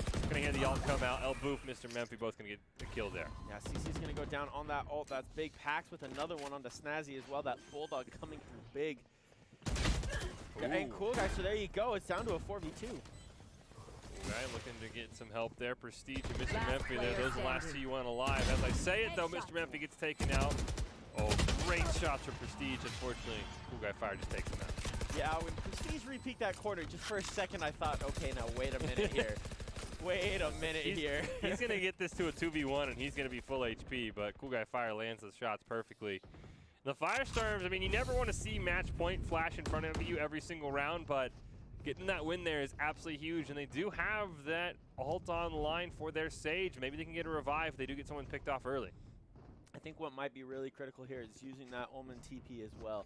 Being able to get around this map, trying to get someone in, whether it be on a flank or a quick wrap, however you want to do this, but I think that being able to use that mobility ult is going to be critical here from the side of Firestorms if they want to keep this game alive. We've also seen some great Hunter's Furies. Both of those are up for the Sova players. Maybe somebody gets an insane Hunter's Fury to make this a 5v4. Bofi's got to be careful, and he gets picked off by Snazzy. Tell you what, though, Bofi got a ton of information. Losing that res is bad, but they got so much information knowing this is going to be that B push, and it gives Firestorm time to push over and get that Hunter's Fury off. Boof's going to take down Snazzy with that Hunter's Fury, but Mr. Memphi and CC combined for kills each. There, TTX with a great pick. He's going to get that overhealing, unfortunately. Ran right into Sulix. Prestige is going to get one as well. And The Landslides come out on top in game one. Well, if you want to be seen by expert college recruiters, talk directly to esports industry insiders like pro athletes, team general managers, and game producers, then join the club. Esports Tower players get insider access to industry insights with our featured Rumbles. Recruiters taking notice as well. It's a great way to score exposure if you're looking to start your path to pro or land a collegiate scholarship, which there's been a ton of those, and I think there might be some more. I've heard some rumors I don't want to get into too much, but I've heard some things might be good things happen in the Esports Tower as well. But I think the thing we got to talk about right now is that was a fantastic game from the Firestorms. 13-8, not indicative of how close that was. That one defuse, the first point of round two, absolutely turned the tide. The Landslide said, all right, you know what? We're just going to take this maybe miracle win, and we're going to run with it. Yeah, they looked really, really sharp in that second half. And that's indicative of a team being ready to just go out and take care of business when you've got that mental fortitude to be able to say, okay, maybe that first half wasn't what we wanted. We take one moment, one small moment, and just turn that into a dominant second half.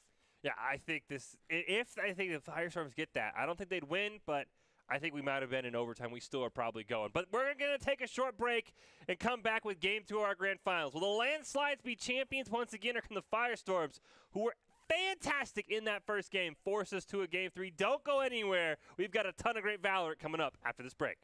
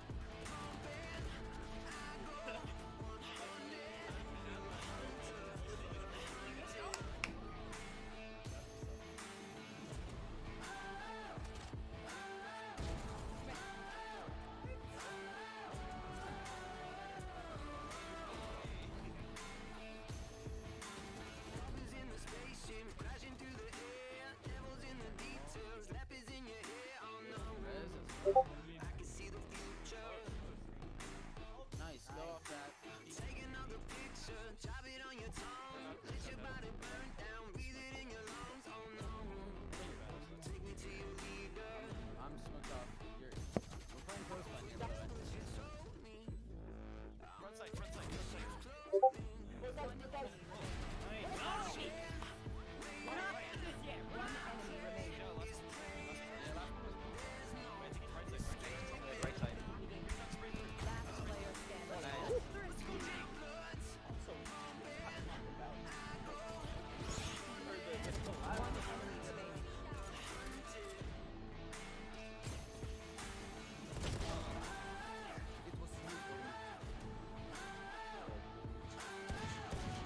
Shot him. 145. That's 145.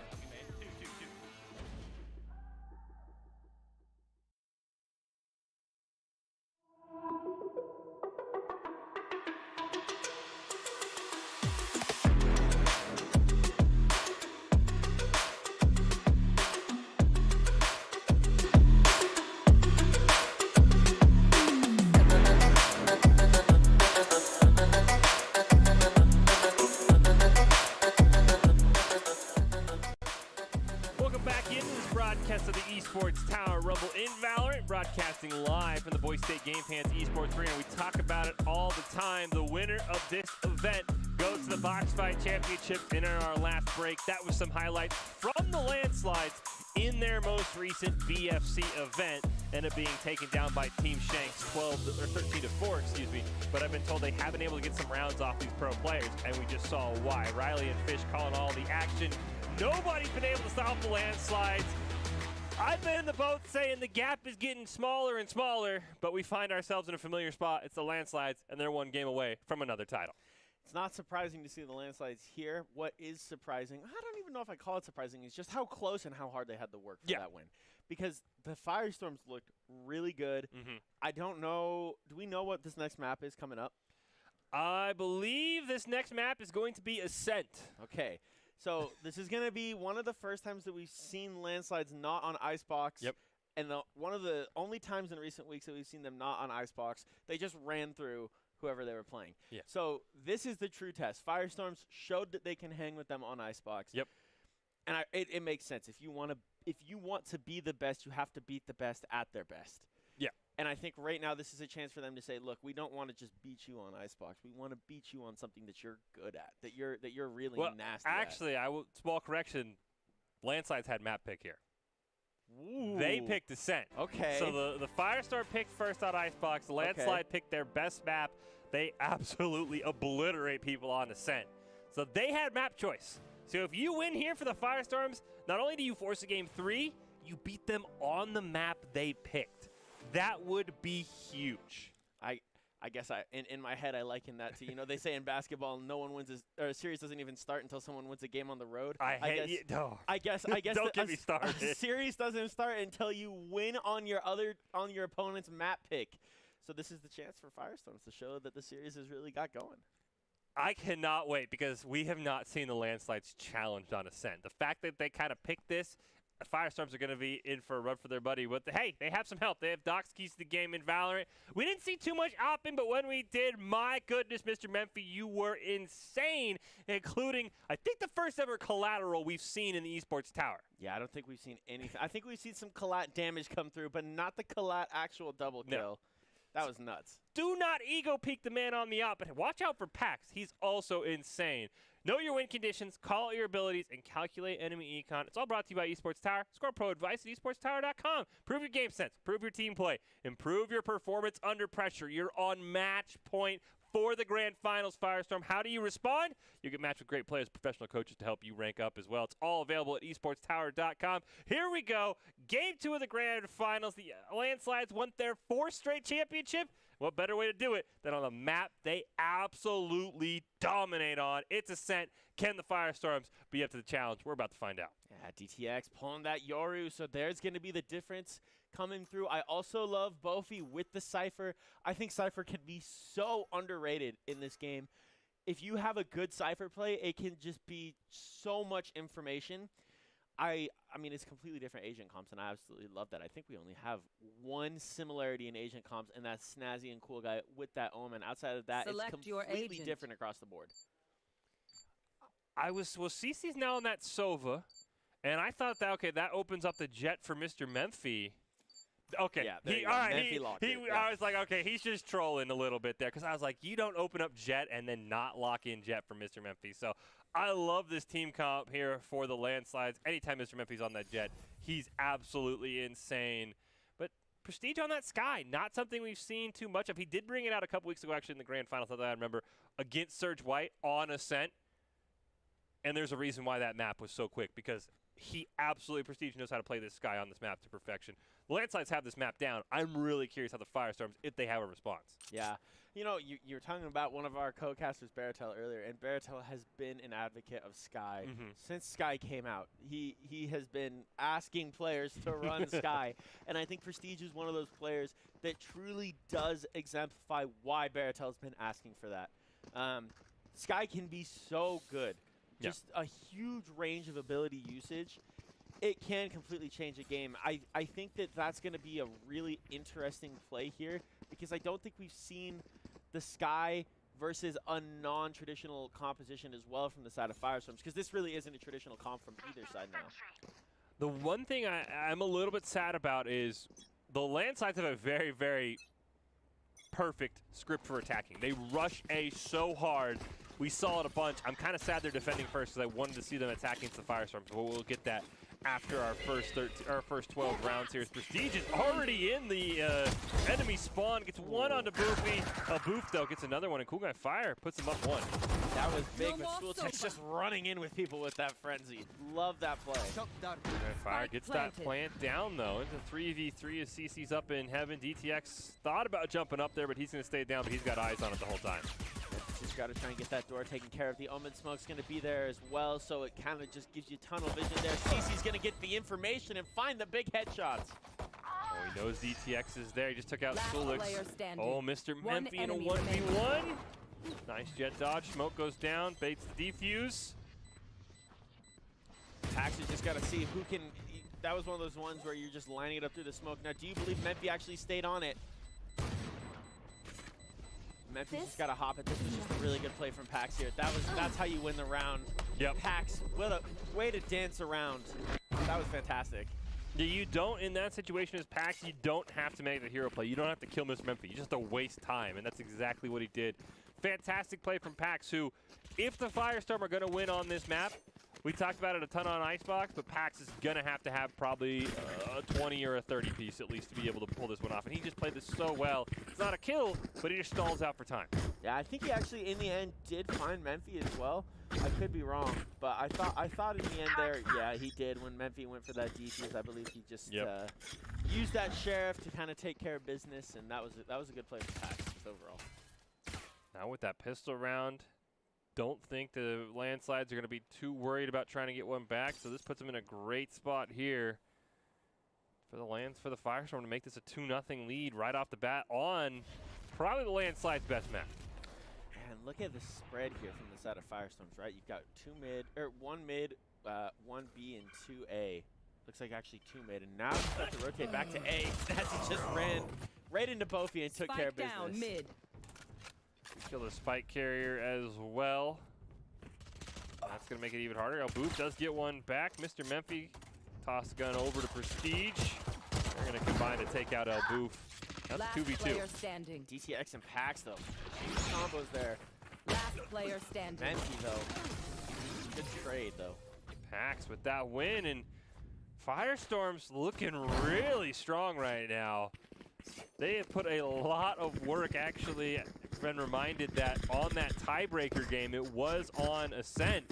So you can tell the Firestorms probably said, okay, if we get to the grand finals, if we get to game 2, they're going to pick Ascent.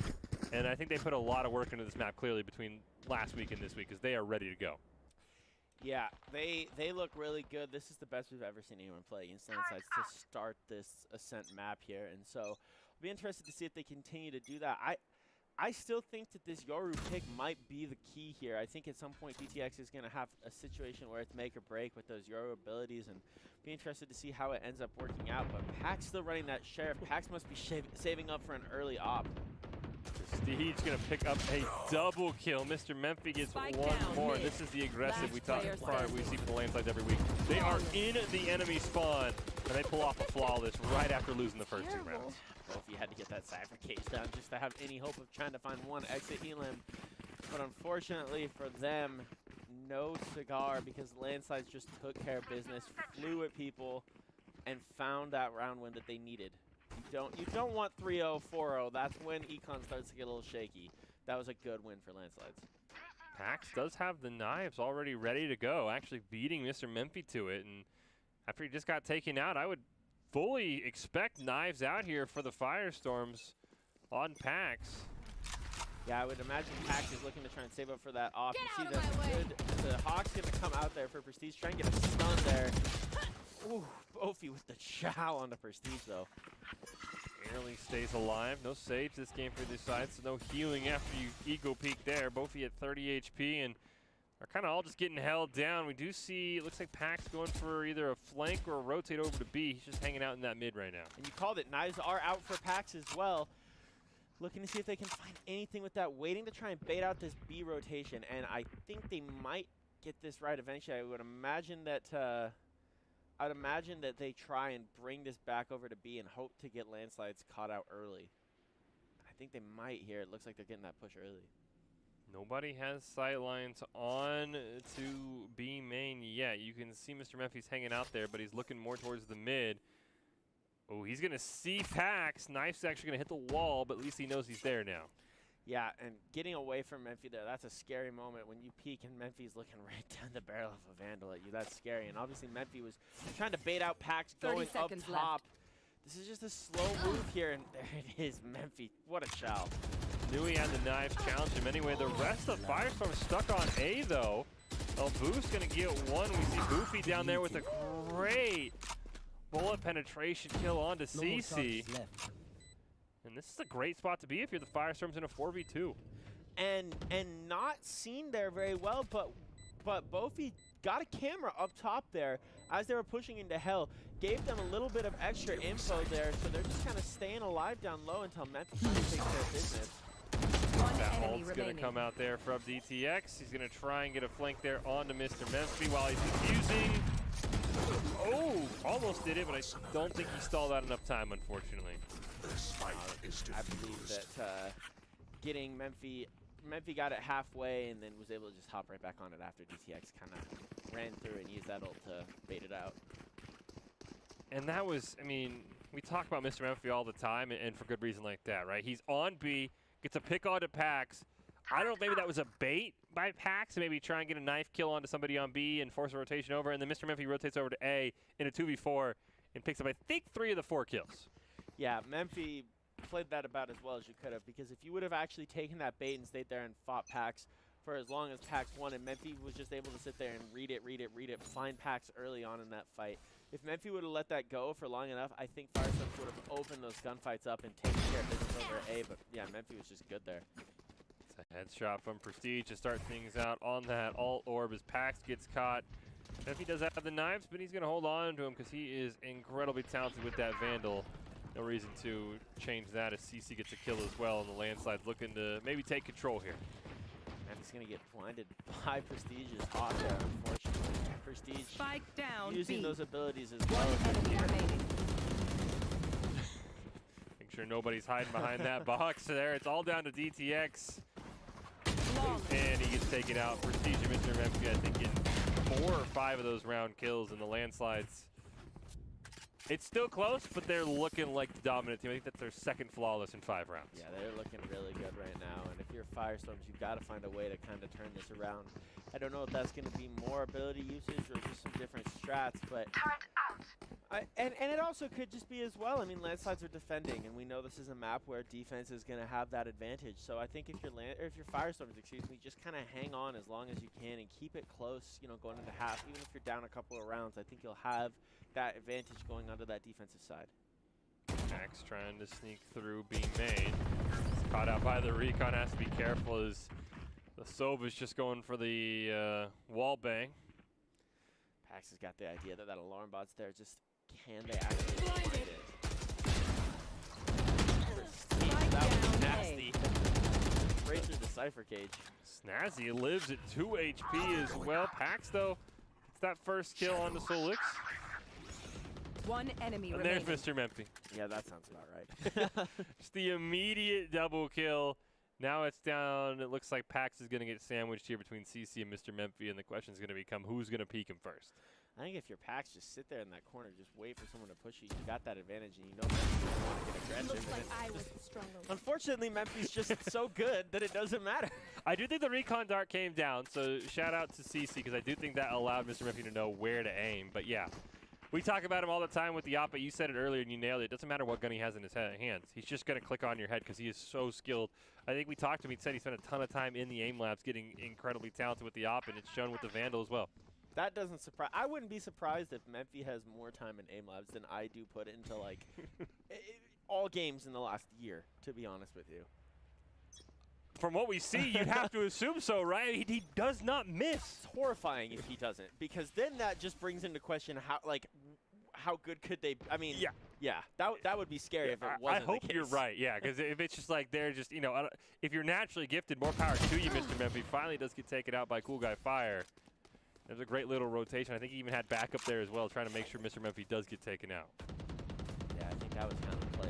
Push up mid, see if you can find Memphis early there. Prestige, though, good trade on the Pax. Got a couple ults online, especially that Neural Theft on the Cypher. That's so important, too, on this map. That can be so big. If they can get a kill, I mean, Prestige is below 50%. If they can get a kill for Firestorms, that can be a round winner, but Bofi's going to just throw the spike down. Spike planted. Force out a regain here. That Neural Theft is huge, especially on a regain. Yeah. Oh, there you go. There's that opening. El Boof finds 2. That was huge. CC takes him out. Prestige going in. Cool Guy Fire's looking right at him. And it might just be CC up in heaven hoping for a miracle. Yeah, it's one of those ones where you're just hoping that nobody's down in hell when you jump down. Fortunately, Bofi was just there ready to go. Doesn't even need the neural theft, and the Firestorms looking a lot like Icebox, where, you know, yeah, the landslides are in control, but the Firestorms find a way to answer back every single round, and I would not be shocked if we go in the half tied at 6, honestly. Which is really, now when I say that that's a win for the Firestorms, that's not just a moral victory, but really if you can go into offense tied 6-6 on this map, you really are ahead when it comes, like when you really think about it. So Firestorms giving themselves that opportunity, that's so big. There is one thing in the Firestorm's way, and it's in the middle of your screen, and that's Mr. Memphis with an op. Yeah, that's a scary situation. Finally let the beast out of the cage here. And there's the Hunter's Fury getting popped as well from Landslide. CC's going to try and find something with it. Cage trigger. Going to find anything. Uh-oh, somebody's going to peek Mr. Memphis. Sova's right over there, and he's dead. Yeah, that's right. Memphis with the op, what do you know? I feel so bad being able to watch the map, and I see somebody rotating Mr. Memphis' sightlines. I'm like, you don't want to do that. This is a mistake. This is a mistake. Rethink what you're doing right now. I know exactly. There's the neural theft coming out. I like that because the landslides are kind of confused. You can see they got a couple on B. Mr. Memphis and the Omen rotated over towards A. Now it looks like there's going to be an A push here from the Firestorms. Firestorms do a great job of using their aggressiveness against them. DTX did. If DTX would have pushed that, they were in a really bad spot there. If they would have peaked early, they had 2 on them. They waited that, kind of baited out the rotation, and now they're able to get themselves in a spot where they used that teleporter and got some information. Play it down. Also going to get a defender killjoy coming in, which is going to make it a little bit harder here for the Firestorms to defend this spike here. The op going off from Mr. Memphis. He's got DTX right on the other side, just muzzle stuffs him. And looks like Bofi's going to get 1, 2. Mr. Memphis, knives out. I think Memphis invested all knives there as well, so I think knives are gone. It's Memphis with the op, which is not an unformidable thing. Ooh. Wow, there you go. Take him and just shoot him from both sides. I don't think Memphis realized that Cool Guy was just coming in from hell there and just able to just bang right behind you.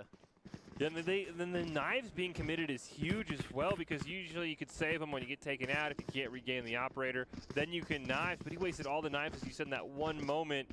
And unfortunately, as good as Mr. Memphis is, close range to 1v2 with an op is just, it's so hard to win. And Bofi with those fantastic shots, you know, standing into a crouch there, so good. You know, you get those first couple shots off and you run that crouch down right as those shots start to go off, and Bofi just a huge double to get that round going. They're all around A again. I would assume Pax probably has that operator if they're able to pick it up. Have not seen quite yet. That recon dart comes out and looks like they're just going to kind of retreat away from B main and maybe rotate over towards A. Interesting though, it looks like they're leaving the Cypher there to try and make a little bit of noise here in B main. I think they're scared of the fact that they think Mr. Memphis has an op. Actually, it's Prestige who has the op and Pax. They both trade off kills. Yeah, CC onto Bofi though. I mean, that was kind of expected, but that kind of makes people wait for a little bit longer. Pax just getting aggressive here. Ooh, gets 1 on his Snazzy. He's looking for Prestige, wants to take that enemy op out of the table. He's right on the other side of him. His cool guy tries to put the plant down. Yeah, good decision from DTX to get away there. There's that flash going to come through as well, but it's countered really well by Prestiges. Pax up in heaven with knives, going to bail all 3 members of Landslides up there. Standing ahead. So they're just going to get a little bit of information. They know they have to push it from heaven. See with the first great pick. Pax gets 1 more Prestige. Pax looking for the ace. Not going to get it, but whew. What a good round from Firestorm. This is insane. Surprised Cool Guy Fire didn't want to give a second op to his team, but hey, just get it off the map, make Landslides rebuy. Exactly. Yeah. Because that's one of those things where it's like if there's 2 ops on the field and you know Landslides are able to actually find them and completely reset and get a double op setup, that's horrifying. So I think that was the right decision there. No, I totally agree with you. And I think we've rarely seen teams, and it is very hard to run double ops because you do lose a lot of that close range pressure. So if there's anyone that could do it though, I mean the Prestige Memphis double op combo. I would love to see that. I would absolutely love to see it. Pax, though, making a name for himself with his own op, a 4-piece last round. He's looking to pick somebody mid. Doesn't have anyone in his sights, though. I think it might be a full eco round as well from the landslides. There's that wolf coming up. He's just trying to get a little bit of information. Don't know that they got that much. They know there had to be one mid, but outside of that, I don't think there was too much. And you saw the camera was going to come out there from Bofi as well, just trying to see if anyone's guarding there. No more charges left. So they did see Snazzy peek for a moment there. Boof's going to get one. Snazzy gets taken down as well. It's a 5v3. And they're all just kind of sitting here in that mid area there. The window's going to go out. There's Pax with a huge off on the Memphi as well. Absolutely insane. Pax is having himself probably one of the best games we've seen in Esports Tower by anybody so far. DTX on the flank with trigger discipline. DTX to close it. Wow, what a play. Fantastic round from the Firestorms, who started slow. Now they're up 6-4. All they need to do is win one more round, and they guarantee they have the lead at the split, which would be huge, especially on the Landslide's best map and their map choice. And on the offensive side, Firestorms, holy cow. This has been, you said, this has been our best grand final we've seen. Even if I think the Landslides come out and win 2-0, I still think this is probably the best grand final we've seen because everything has been so incredibly close. Oh, it's just high level. Everything is high level. We haven't seen anything where you're like, oh, okay, like, that wasn't a great play. Everything's just like, that was a great play. Just unfortunately, it just doesn't come out. There's the Hunter's Fury going to get popped as well. Look at the trades coming through. 2 for 2. Bofi doesn't end up taking down Snazzy. Everybody's over on that B side. Mr. Memphi somehow has an op now in his possession. He, of course, gets a kill. Pax looking for Mr. Memphi. Oh, here we go. Here comes Mr. Memphi. You can see it. There's the silhouette. It does not matter. Neutralized. He does not miss, and now it's up 12. Oh, man, as I say that, Mr. Memphi just ego peeks and pops him. All right, so we need to add a caveat. Don't ego peek the op unless you're Mr. Memphi. Yeah, then Memphi can do whatever Memphi wants. But, oh my gosh, come on. That was ridiculous. Pax is just looking there the whole time. And Mr. Memphi's just... Sorry, dude. Sorry, man. Nothing personal, kid. And then just this, you're like, nope. Oh my gosh. I mean, I'm trying to, like, it's just crazy. I mean... There's no words. No, There's no words to describe how talented Mr. Memphi is with that op. I mean, it's simp in Call of Duty. You know, that's the only really good sniper competition I can think of that's just as good as Memphi is right now with it, because he just doesn't miss again. Memphi onto Pax. Pax knew he was there. And that goes back to our first docs keys. You cannot ego peek the op there. Everybody's done it. If Memphi would have just like hit like a 180, just like, oh, just shoot back in the mid, I would have been like, oh, Player standing. That's nuts. Meanwhile, the rest of his team picks up, I think, 2 for CC, 1 for Snazzy. It's down to Boof. First the world. Is he going to just try and go in? Prestige might peek him. He might. Nope. Yeah, Prestige is going to peek him, but it doesn't matter. No, it's like he's got the angle, but Prestige does not matter. Switching sides. And now we switch sides, and guess what? It's 6-6. Man, this is crazy. This is so good. I love this. This is fantastic play from both sides. Now if you're Firestorms, can you take advantage of the defensive nature of how good it can be? You know, getting that defense second side can be all that you need. You got through the tough stuff on the attacking side. Now you should have the advantage. I mean, it makes sense that this would define, are you good enough to win on defense? And this is what I wanted to see, because 2 weeks ago against Surge White, this is exactly what the Landslides did. They just bum rushed A, usually behind Prestige with his flashes and the dog, and just absolutely ran through whoever was on defense. And they're setting up for an A push once again, and I'm curious if the Firestorms are ready for us, because they absolutely destroyed Surge White with this strategy. It's a 2-3 split here from the side of Firestorms. 3 on B. We need a tactical pause? It does look like we might have a tactical pause out. That's a little bit disappointing. Yeah, Prestige or Landslide's just like, wait, can we go? Can we go? Like, I'm ready to roll. Now, it might be on their side, because I haven't seen Sova move. Well, if our system's to be believed, it does actually say Pax and Cool Guy Fire were the 2 to disconnect. So hopefully they're able to come back here, because you never want to have a game decided on a disconnect. That would be incredibly unfortunate. But yeah, I'm totally impressed with how the Firestorm have played. Yeah. Oh, look, we're back in it. Okay, We're back good, in. Good. Yeah. Here's this B push. Or A push, excuse me. All of them there. That's actually, I'm confused as to why Firestorms weren't ready for that. Oh, Well, maybe they were. My bad. My bad. Oh my gosh. How dare you doubt them, Riley? And now TTX is on the flank as well with everybody as well. They're rotating right back through. Oh my goodness. Still gonna get the plants down though. Perfect. CC's just kind of sitting there, and Hell just able to find Cool Guy Fires. They jump down. It's into this 3v2. El Boof with a huge trade though. Boof's up in heaven, 2 in hell, and you got DTX coming through the door in a 2v2. This is Last where player standing. there's, oh my goodness, El Boof. One enemy remaining. Oh, he got him to 6 CC HP. versus El Boof. You saw the info there. El Boof is dancing. Oh! Don't He worry. did it! You're with me. What a play from CC. 6 HP, and he danced around it perfectly. Just, I mean, that was just a read and a half there. Read and a half from CC, just waiting for someone to push. That was fantastic from CC. And you know El Boof is kicking himself that he's chopped trying for that bullet pen. 6 HP, one more shot would have taken him out. Honestly, just a fantastic play.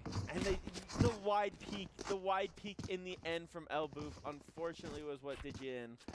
I mean, you know, it had just been shoulder, and then it was just a full commit peak, and that's what did you in there in the very end.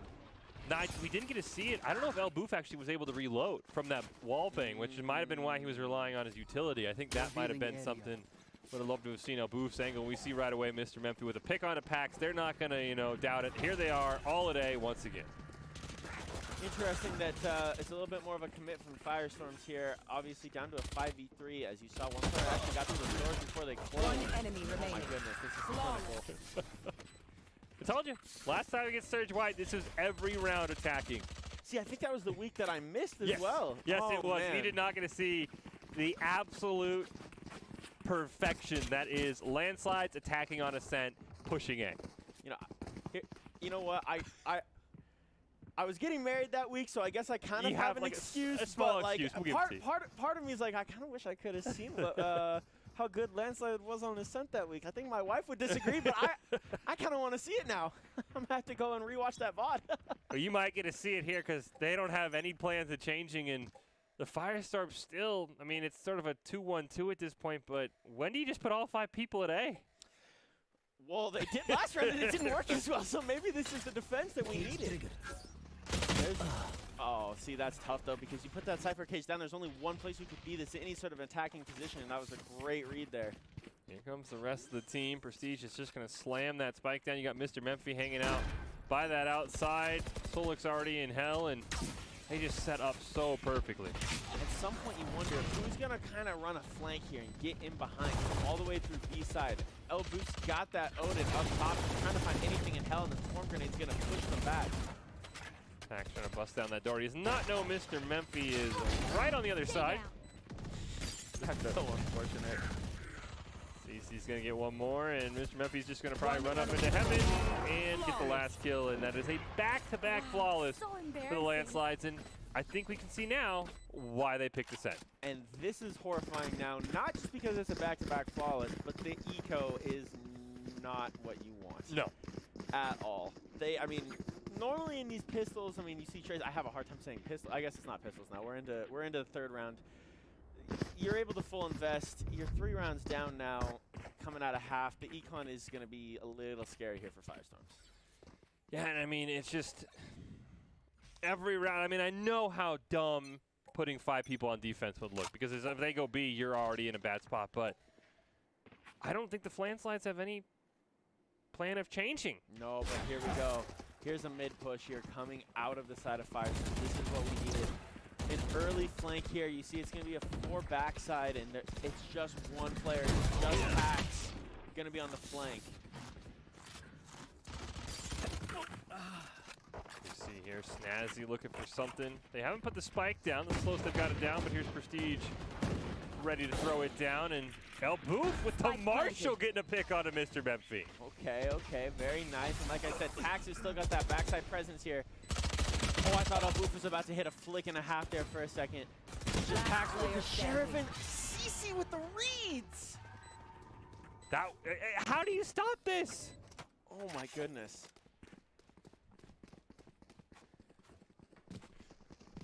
I mean, that's actually unbelievable to see CC just get right around there, flip around, and get a crazy whip right onto Pax. Unfortunately, that Sheriff just wasn't enough. And that's where the econ really starts to hurt you, because unfortunately, from the side of Firestorms, you've lost 4 in a row. Now, it wasn't quite a flawless, but Landslides do have that econ. They're 3 rounds away from qualifying for BFC next week once again. And Firestorms, they got to find a way to get back in this. I don't know how they're going to do it, but once again, it's a double push, but you see the knives coming out from Memphi. Memphi just trying to get some information up into top heaven. Nothing from him, unfortunately. The Vandal's going to come back out. Knives are still an option for Memphi, as you see there popped. A double flanks coming through from the side of Firestorms, though. But the problem is, Landslides are going to be on the wrap as well. Everyone's going to be trying to rotate over. It's going to be a huge gunfight in mid here. It's going to be a question of who gets aggressive first. And it's just sitting here with Sova back in this B main area here, waiting to see if anyone pushes through. Memphi's in mid. There's Cool Guy Fire taking down Memphi. That's the start they needed. Both these cameras going to go out, and that actually hurts. That's a 15-second delay. Pax takes down Suicide as well. CC's going to go down for Pax as well. Pax is going large, but the double trade comes through. Snazzy and Prestige. Now, okay, you see the spike is going to go down. It was a fake wrap. There's the Hawk going to come out as well. It's a 3v2. Firestorm's just trying to hang on, but the spike is down from the side of Landslides. Landslides do have that Omen TP as well. Snazzy's going to bait the TP back into Spike's side. Prestige is just watching from the back, seeing if anyone wants to push in. Right now, Firestorm's got to find a way to break into this site. Someone's got to go quickly. They don't have a ton of utility. Right now, it's going to have to be on some sort of a smoke from the Omen. But Elboof with the big opening finds the break. There's the recon guard going to go out as well. Both finds one as well, and that's going to win the round for for Firestorms, and that might be the break they needed to figure out how to win this A side. Not as aggressive to start. What a round from Firestorms. I love that flank from Elboof, too, and I think that, you said it, somebody had to make a play. Prestige just could not watch all the angles, and now I think you're right. Does this maybe make the moment where the Landslides maybe go, hey, let's try B out? I'll be very curious to see how they set up. You can kind of see as we watch this replay here. They're flirting with that B side now. Nope, they're all back at to A. And I'm really curious how stubborn the Landslides are going to be. Are they going to say, all right, that was a fluke? Or are they going to say, you know, maybe you figured it out. It looks like for now they're going to call their own bluff. They're going to say, hey, we don't believe that you can do that one more time. Well, and I think what really hurt Landslides there was they committed to A, and then they looked like they started to decommit to go back to B, and when that little hesitation gave Firestorms the chance they needed. You hear there's going to be a double ult pop from Firestorms, it looks like, as well. Knives and that Yoru ult's going to go out. All of that utility put down on that A side. Mr. Memphi going to remove that recon. Dark Cool Guy Fire gets 1, 2. Boofy gets another one. Hunter's Fury coming out. Maybe a little bit overkill there from Elboof, but he does take down one. And there's a flawless, and that is the, you know what, it wasn't a fluke. We have that A push figured out. Yeah, now things start to get really interesting. This is when a game can get changed. All of a sudden, the flawlesses start to go back to the side of Firestorms. The econ starts to be on their side. They have the momentum. This is the first time that we've seen Landslides in the back half of a game not have momentum. Can they find a way to re-grab it? Because we talked about on Icebox, it was 6-6 at the half. I think the Landslides won 7 in the next 8 rounds. Yeah. This time they've lost 2 rounds, and I think, as you mentioned, Ascent, despite what the Landslides have proven, is a defender-favored map. So the Landslides are going to have a tougher and tougher time, and you see here there's a lot more of a mid than we usually see as Cool Guy Fire. I think saw a couple of them, but nobody really landed any shots. Yeah, Landslides getting pushed off this A, I mean, that's a victory in itself for the side of Firestorms, being able to take this team off of their favorite push. Now you put them into territory that's maybe not as familiar. We haven't seen as much of this B push. What can Firestorms do to counter whatever Landslides might be able to throw at them? The dog come in, DTX, they will take care of it, but you can just see on the map, the Landslides are just all hanging out on that mid. Now they're going to slowly rotate over towards A. Cool Guy Fire is hanging out there. He's going to have 2 people right in his face real soon. See if he's able to get some shots, dodges the flash, gets 1! Can't quite get the second, though. Oh my goodness, I thought that was about to be the play of the year right there. The double kill through the flash would have been unbelievable, but Elboo's on this flank as well. Can they get something through the door?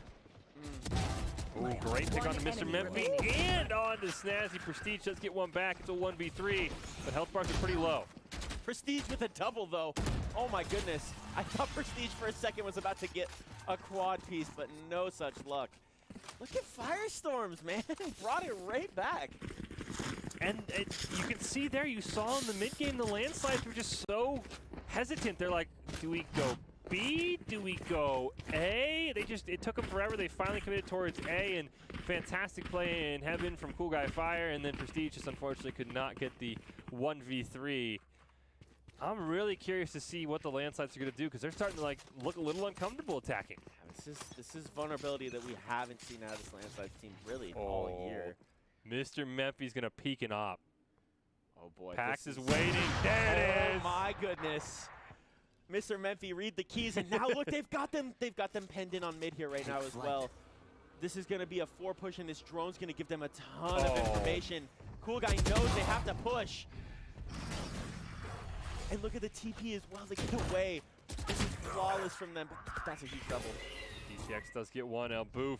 He knows they're there on the flank. Oh, Solix flipped on him. One enemy remaining. And now it's a 1v1. And Boofy immediately ends it. Wow, I thought that was about to go very poorly when the 180 came out. That might be the worst feeling in all of gaming, is in Valorant when you miss those first 2 shots and you're like, yeah, I'm gonna get 180 on. Like, it's just like, and unfortunately we're gonna put him on blast right here. Yeah, that's just what feels bad, man. Oh, I'm so sorry, El Boof. I mean, look, Bofi with the double on that Cypher. I did not think we'd be at 10-10. I'll be honest. I was like, okay, maybe they'll win a round. It'll be like 13-7 landslides at the end. GG Firestorm. To get to 10-10 after how those first 4 attacking rounds went is insane. I mean, you said at the beginning that they've been putting in work onto Ascent. I mean, holy crap, is it showing. Yeah, this is work might be the understatement. They might live on Ascent at this point. Yeah, and there's a Killjoy going to come out. I mean, look at these different strats, though. I mean, this is a B main push, and here comes a flank coming through as well. If Omen can win a gunfight here, and they do, look at that. Cool Guy wins that gunfight, and now you've got the pin in, and Pax has that op out as well. We're trying to get the plant down. CC on with a triple kill before he gets taken out. Pax, he's looking for somebody. He actually ends up dropping the operator in this close range fight with the spike down. This is good position here from the side of Firestorms if they want to try and win this round. They've got actually landslides pushed out, but those are big wins from Sultex there. Oh, gets one. He's going to have Mr. Memphi behind him. That's a great job by the Lancelot. That was a hectic B push as well. I mean, I love that read, looking to see if someone's on the backside of Boa House there, but unfortunately Memphi was just in B main there and was able to take care of business. That was a great double push there from the side of landslides. That's a fantastic job. Now, do you think they go back A? Do you think they try that B again? It's kind of looking a little split again, and I think what's actually really big here is Sultex did invest that Killjoy as well. That's going to be critical because now you can't just lock off a site like they were before. Memphi's going to be over here on B again, kind of solo-doloing it, which is an interesting play. Now it's going to be more of a mid push from Memphi. This is Memphi going out by themselves. It makes this a whole different round. Ooh, Pax tried with the judge. Well, Memphi might have Pax's op, would be my guess is why he's holding down mid. We haven't quite seen his loadout yet. But everybody else is on A. Now they're actually going to fake the A and go towards B, but they're going to leave their Omen to maybe try and make some noise and bait him. Let's see how quickly Firestorms can read that. That's going to be critical. How quickly do you realize that landslides aren't here, and this is probably going to be a B push? And I don't think it's going to be quickly enough. Landslides are going to have a chance to get set up really well on this site here, unless DTX can make a huge play. Watch them run. They're all actually going to teleport over. Now it's the Omen for the landslides who's left all alone. That's a big ult there. That's a big ult from that Omen there. First kill for Solix. It's been a 5v3. Bofi gets one, though. Oh, my. Oh, my. One guy with the huge ult into a double as well, and Bofi finds one as well. Firestorms just read that like a book. 30 seconds left. I don't really know what you can do except maybe find an exit frag for the landslides if you're snazzy. Maybe sneak up on Bofi, but El Poof and Bofi, perfect angles here. Oh no, the dart comes out. Now they know exactly where you are. Trying to get anybody. Oh, he does at least get Bofi. So does deny a bit of cash, I guess. I mean, can we talk about Cool Guy Fire with like the underrated ult play of the of the year. What a play! What a big brain play! From, 100%. Oh my goodness! Right into backside there, and just a huge double. I mean that might have saved the game here, because you go 12-10 for landslides, 1 away. That's bad news. You tie it up instead, and that comes right off of that huge ult from Cool Guy. Massive ult. And you can see here that the landslides are going to try their A push. 2 of them are stuck with pistols, though, so this is not a great econ here for the landslides trying to put themselves on match point. The Firestorms have a great chance to maybe go up 12-11 here. Pax is on a flank with knives out as well. That could be huge. VF gets the first pick on the Cool Guy Fire, having none of that. DTX up in heaven. He's got 1 below him in hell. Memphis jumps up there but doesn't see anything through the smoke, and now that Spike's going to get slammed down. Pax on that flank. He gets 1 with the knives. He gets a second with the knives. He's dashing. He gets a third. Pax goes huge. They're going to put themselves on match point. Wait, Firestorms, what is going on? Pax is absolutely cracked out of his mind. You called the flank, Riley, and he executed it to perfection. Oh my goodness, Pax with the knives flank, and Fish, if I would have told you before this started that Firestorms were on match point on Ascent on landslides, would you have believed me? No. I've been like, what was it? Were these 2 different teams? Like, you know, like I said, 12-7. That's what I expected. It was like 12-7, 13-7 after how these first 4 rounds went. Insane. Both V and Pax have been playing out of their minds right now. Not to mention, cool. Everybody, all 10 of these players have had insane moments tonight. That's the best part of this grand finals. And now, if you're the Firestorms, can you get the job done? Yeah, it's going to be interesting. In landslides, this is the test of what true greatness is. You know, adversity. Can you win it? There's Sultex already with that Killjoy up again. DTX pulled that rip to get a flank, and they didn't find anything out of it. That's going to be big. The Prestige immediately read that, went for the flash. Sulix is going to get that plant down. Nobody's taking a single shot.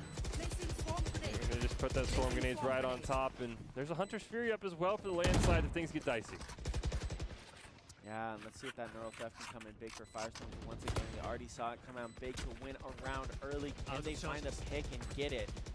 And it looks like Memphi had knives and he goes down. Huge pick from Pax. There's those swarm grenades. They need a flank. Pax gets 1 more onto Prestige. Neural Theft came out as well. Oh, there's the Hunter's Fury. Snatch, he gets 2. 1 enemy remaining. Last player standing. This Baits the defuse. I don't know if they have enough time. No, they tried. Oh my goodness. Going to overtime, and it could not have been closer. This is nuts. This is nuts, and Memphi Op coming out. What did we expect? Nothing less. He's defending now with the landslides. That A push, it worked. I mean, that was a fantastic job by the landslides, knowing, all right, we're up against it. We're going to go to our best strat, which is push A, and it was incredibly close. So I don't know what they'll do if they're attacking, but we could not have asked for a better grand final here tonight. I don't care who wins this. If we go to game 3 or if it's a 2-0 sweep for the landslides, this by far has set the bar for best grand final in any Rumble we've ever seen. Yeah, this is unbelievable. I'll tell you what, right now, if Artie's at home watching this, she's so mad that she's not casting this right now, because this is so good. This is insane. This is, oh my, I was not ready for this when I came here today. I was like, oh, landslide will probably win, like the Firestorm will keep it close. No, I've been totally wrong in that one, and I'll be the first to admit it. Yeah, and here it's kind of that A push again, and they've got Memphi off site, which is going to be big. Memphi's just trying to get some sight lines through mid right now, but unfortunately no luck. If they decide to wrap this back to B, though, this could be huge. So if you're Firestorms, you've got to just ram this down A. And the moment you rotate towards B, you see it on your screen. And they're flirting with it, man. Mr. Oh, no. Memphi, you can see he's got the sight line right there. DTX, please. Don't do it.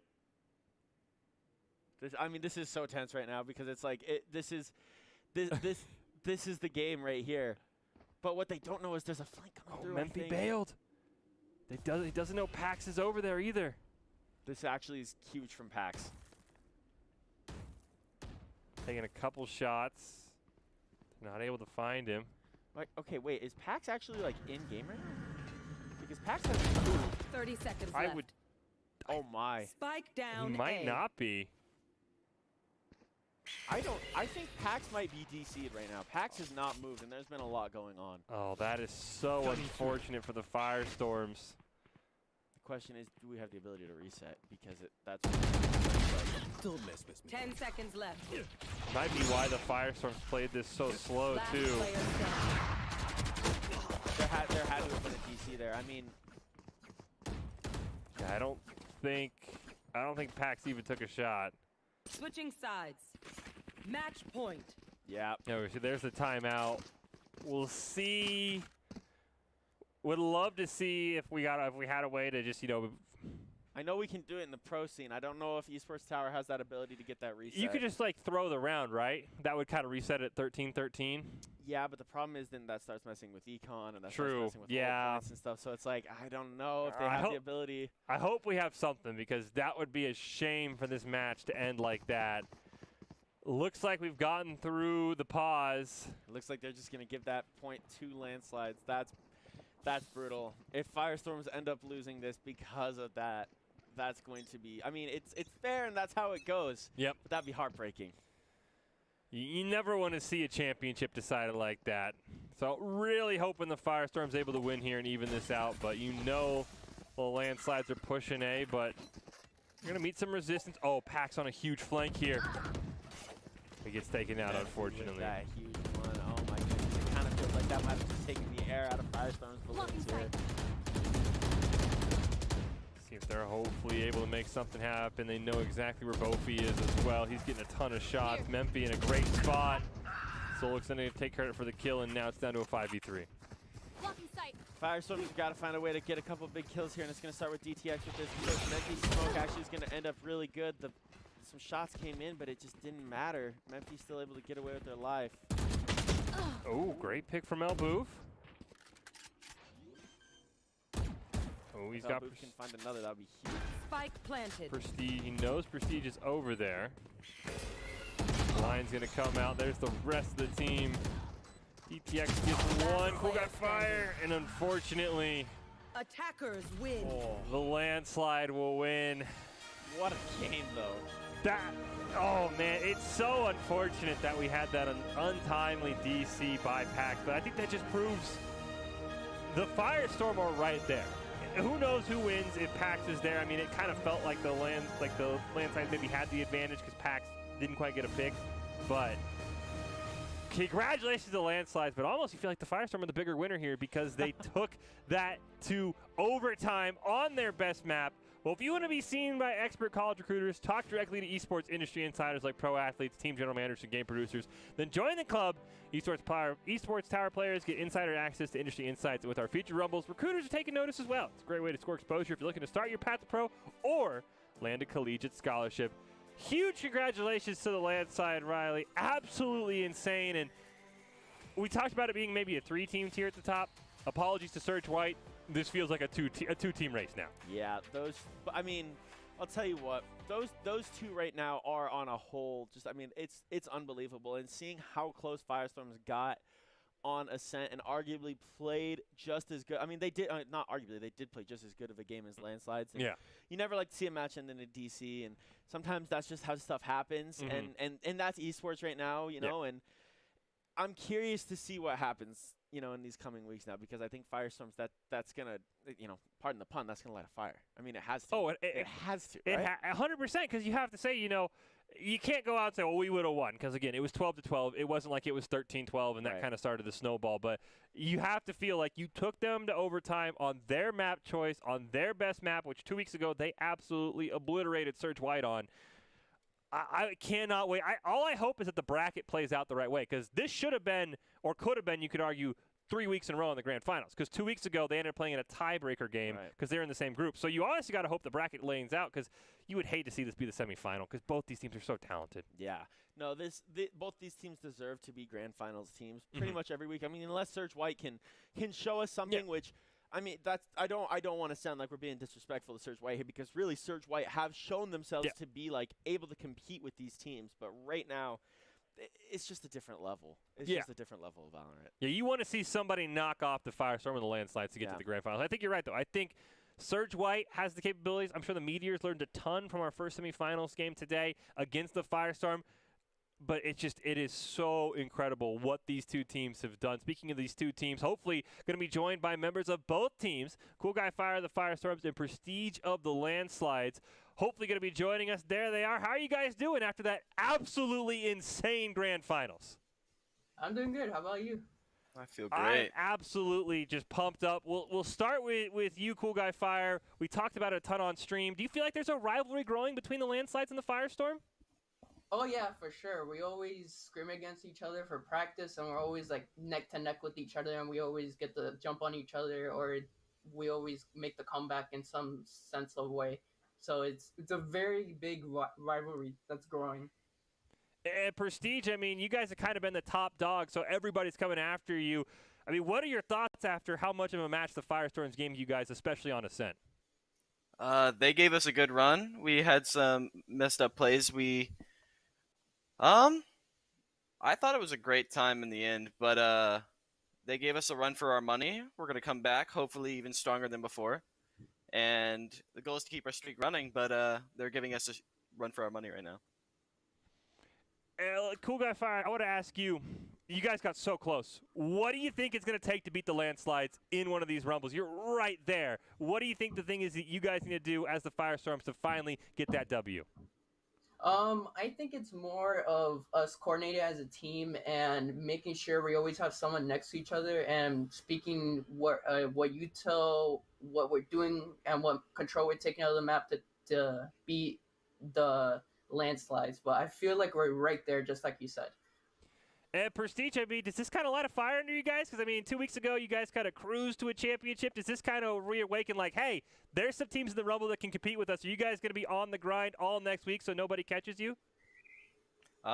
Well, I think we definitely ought to start taking it, well, as serious as we can. We've been taking it pretty seriously so far. We definitely need to get back and practice more, make sure that we don't make any fumbles with our plays, and I think that we can give, well, this stream a good show. And then we'll get you guys out of here on this. We talked to your coach, Coach Easy, a few weeks ago. He coaches both your teams and Surge White, which are the 3 best teams, which speaks a ton to him. We'll start with you, Cool Guy Fire. Why do you think you guys have been so successful with Easy as your coach, and what has he helped you the most with? With Easy, I feel like he's really good with bringing the team together, telling us to always have each other's back, always communicate, to have us just always know what each other is doing. And I feel like he's just improved our team cooperation to another level, and he's helping us even more with future practices of map control and just taking it and holding it, and it just elevates our team to another level. And same question to you, Prestige. Why do you think all of Easy's teams have been so successful, and what has he done the most for the Landslides to keep you guys now 4 times champions in a row, which is absolutely wild? Well, I think that he just tells us how it is. When we do something wrong, he's got to let us know. We take it how it is, and we improve upon it based on what we learn. And so far, our synergy with our team's been well. Our cooperation's been great with Easy, and he helps us learn things that we probably would never have realized if we hadn't joined Esports Tower. Well, thank you both, Cool Guy Fire, Prestige, for joining us. Congratulations to you, Prestige, on another championship. Cool Guy Fire, I think you guys are right there, but that was a hell of a grand final. I know my co-caster and I are fired up. Thank you so much for you guys for joining us. Thank you. Yeah, thank you. 2 absolutely fantastic competitors, Riley. My goodness. I still am blown away by how insane that grand final was.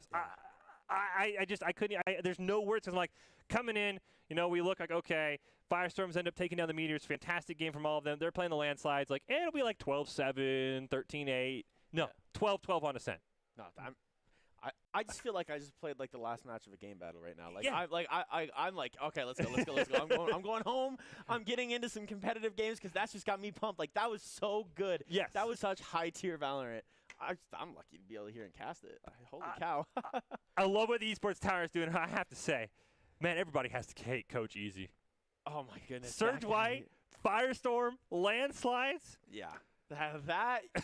I want to know what he is saying to these guys in practice. I mean, I know he's saying, like, you know, stay as a team, stay together, but, like, what on top of that is going on? Because holy cow, this guy knows what's going on. Esports Tower is lucky to have something like that. 100%, because, I mean, I think that the craziest thing to be is we know how talented the landslides are, but it's the growth of Surge White and Firestorms that honestly impressed me the most. Because they've gotten better and better each week. And now I'm going to ask you probably the toughest question of the night, Riley. Who is your ICCU player of the game? Because all 10 players we just saw in this grand finals are 100% deserving. Obviously, I think there's an easy cop-out if you just want to say Mr. Memphi, but honestly, your ICCU player of the game, I think any 10 members quickly before it's given away. Oh, it's probably got to be Memphi, honestly. I think that it was an old. It is Mr. Memphi. It is Mr. Memphi. Just a technical issue. What do you? I mean, it almost does feel like a cop-out sometimes. He hit the most insane shot we've ever seen, though. Yeah, that collab was just a collab with the op. We have never seen it, and the thing is just anytime he has the op, like this is. I feel bad for Pax because Pax played his head out, but just you have the advantage. It's just nope. Oh, sorry. Oh and then El Boof's going to have the exact same thing happen to him, by the way. Spoiler alert. Yeah, exactly. It's like corners peak, psych. Never mind. Memphi's just there. Memphi is it's like the cheat code in terms of player of the game. He feels like the cheat code in the Rumbles as well. I really, really hope that we get his view of this. I'm going to do my best to see if I can find his view of that collab, because that is absolutely insane, and he deserves more credit. But again, congratulations, Mr. Memphi. You're the ICCU player of the game, brought to you by Idaho Central Credit Union. He's a great player, makes the team more successful, just like their members, helping their members achieve financial success. Anyone could have been player of the game tonight, though, from these two teams. Yeah, that was ridiculous. That was crazy. You know, you hate to see it end the way that it ended, but in reality, I mean, that was fantastic Valorant. It was so good to see how both of these teams were able to just react to each other, and yeah, this is I'm interested to see where this goes. Obviously, I think with me heading out, I think I'm really sad this is going to be my last Rumble because I have to move, which is so sad because this is crazy. It's developing into such insane Valorant.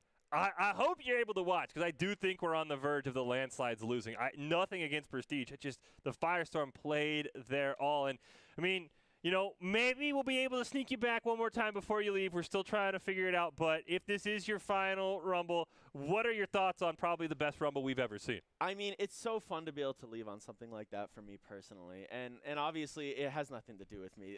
It's so fun to see these kids be able to showcase just how good they are. And really, I mean, it doesn't surprise me that landslides, as they play in BFC every week, continue to get better. And I think Firestorms would be able to do the exact same thing. Oh, yeah. We're looking at players that are like 100% going to be playing at the college level, hopefully playing, you know, in the AMP scene and in the pro scene as well. I mean, the sky's the limit for a lot of these players. Oh, yeah. There's just such talent here in Esports Tower, and it's so fun to be able to see just how they grow. You know, you mentioned it. Easy's been doing some fantastic things with these players. I'm really excited to see where these players develop and grow, and hopefully we see some of them here at Boise State. I was going to say, yeah, you know what? Sure, go ahead and play at the pro scene. I just hope we get a pit stop from some of these kids at Boise State, because I know we have a growing Valorant team going varsity in the fall, and all of these players are very well deserving. Well, Riley, thank you so much for, if this is your last Rumble, you left on a bang. Congratulations to the landslides, though. 4 consecutive Valorant Rumbles. Absolutely insane. The dominance they showed continued, but watch out. The Firestorms gave it their all. They have a strong roster, and they're right there. They are on the cusp of taking home a Rumble victory. Of course, the landslides, they've re-qualified for BFC Valorant Cup in 2 weeks. If you want to find out more about BFC, how to qualify for the Esports Tower, check it out, esportstower.com/BFC. Congratulations to all the teams this week. Cannot wait to see you next week for more Valorant action every Wednesday at 4 p.m. Mountain, 6 p.m. Eastern Time right here on the Boise State Twitch channel. Well, that's going to do it for us tonight. We will close out with our top 5 plays. I feel bad for our production staff because there were so many plays. They might have to make it a top 10. It's presented by the Idaho Army National Guard. But you take your impressive critical thinking skills into real time. More than 10 jobs offering a $20,000 bonus and your dream of choice paid for. The Idaho Army National Guard is the best team out there. Reach out on Twitch at iGuard Gaming. Congratulations to the landslides and Mr. Memphi on all their accolades tonight. And here are your top 5 plays.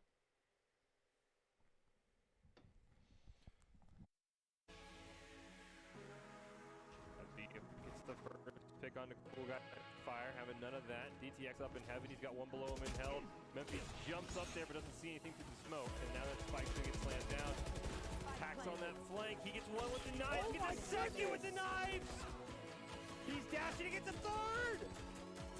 Pax goes huge. Mr. Memphis somehow has an op now in his possession. He, of course, gets a kill. Pax looking for Mr. Memphis. Oh, here we go. Here comes Mr. Memphis. You can see it. There's the silhouette. It does not matter. Does not miss, and now it's up 12. Oops. Oh, man, as I say that, Mr. Memphis just eats. See Mr. Memphis hanging out in the back there, getting those offside lines. You can hear it go out. Didn't get an elimination. Kofi does pick up Snazzy, though. But Mr. Memphis oh, my gosh. Mr. Memphis, new levels of off play. Are you serious right now? Then, looks like everybody's over on that A side. Great pick there from Elion to Pax. Perfect way to start, and he can heal himself up as well. Yeah, that's something that you got to find a way to find those person. But unfortunately, it's just all the kill feed turn green really quickly.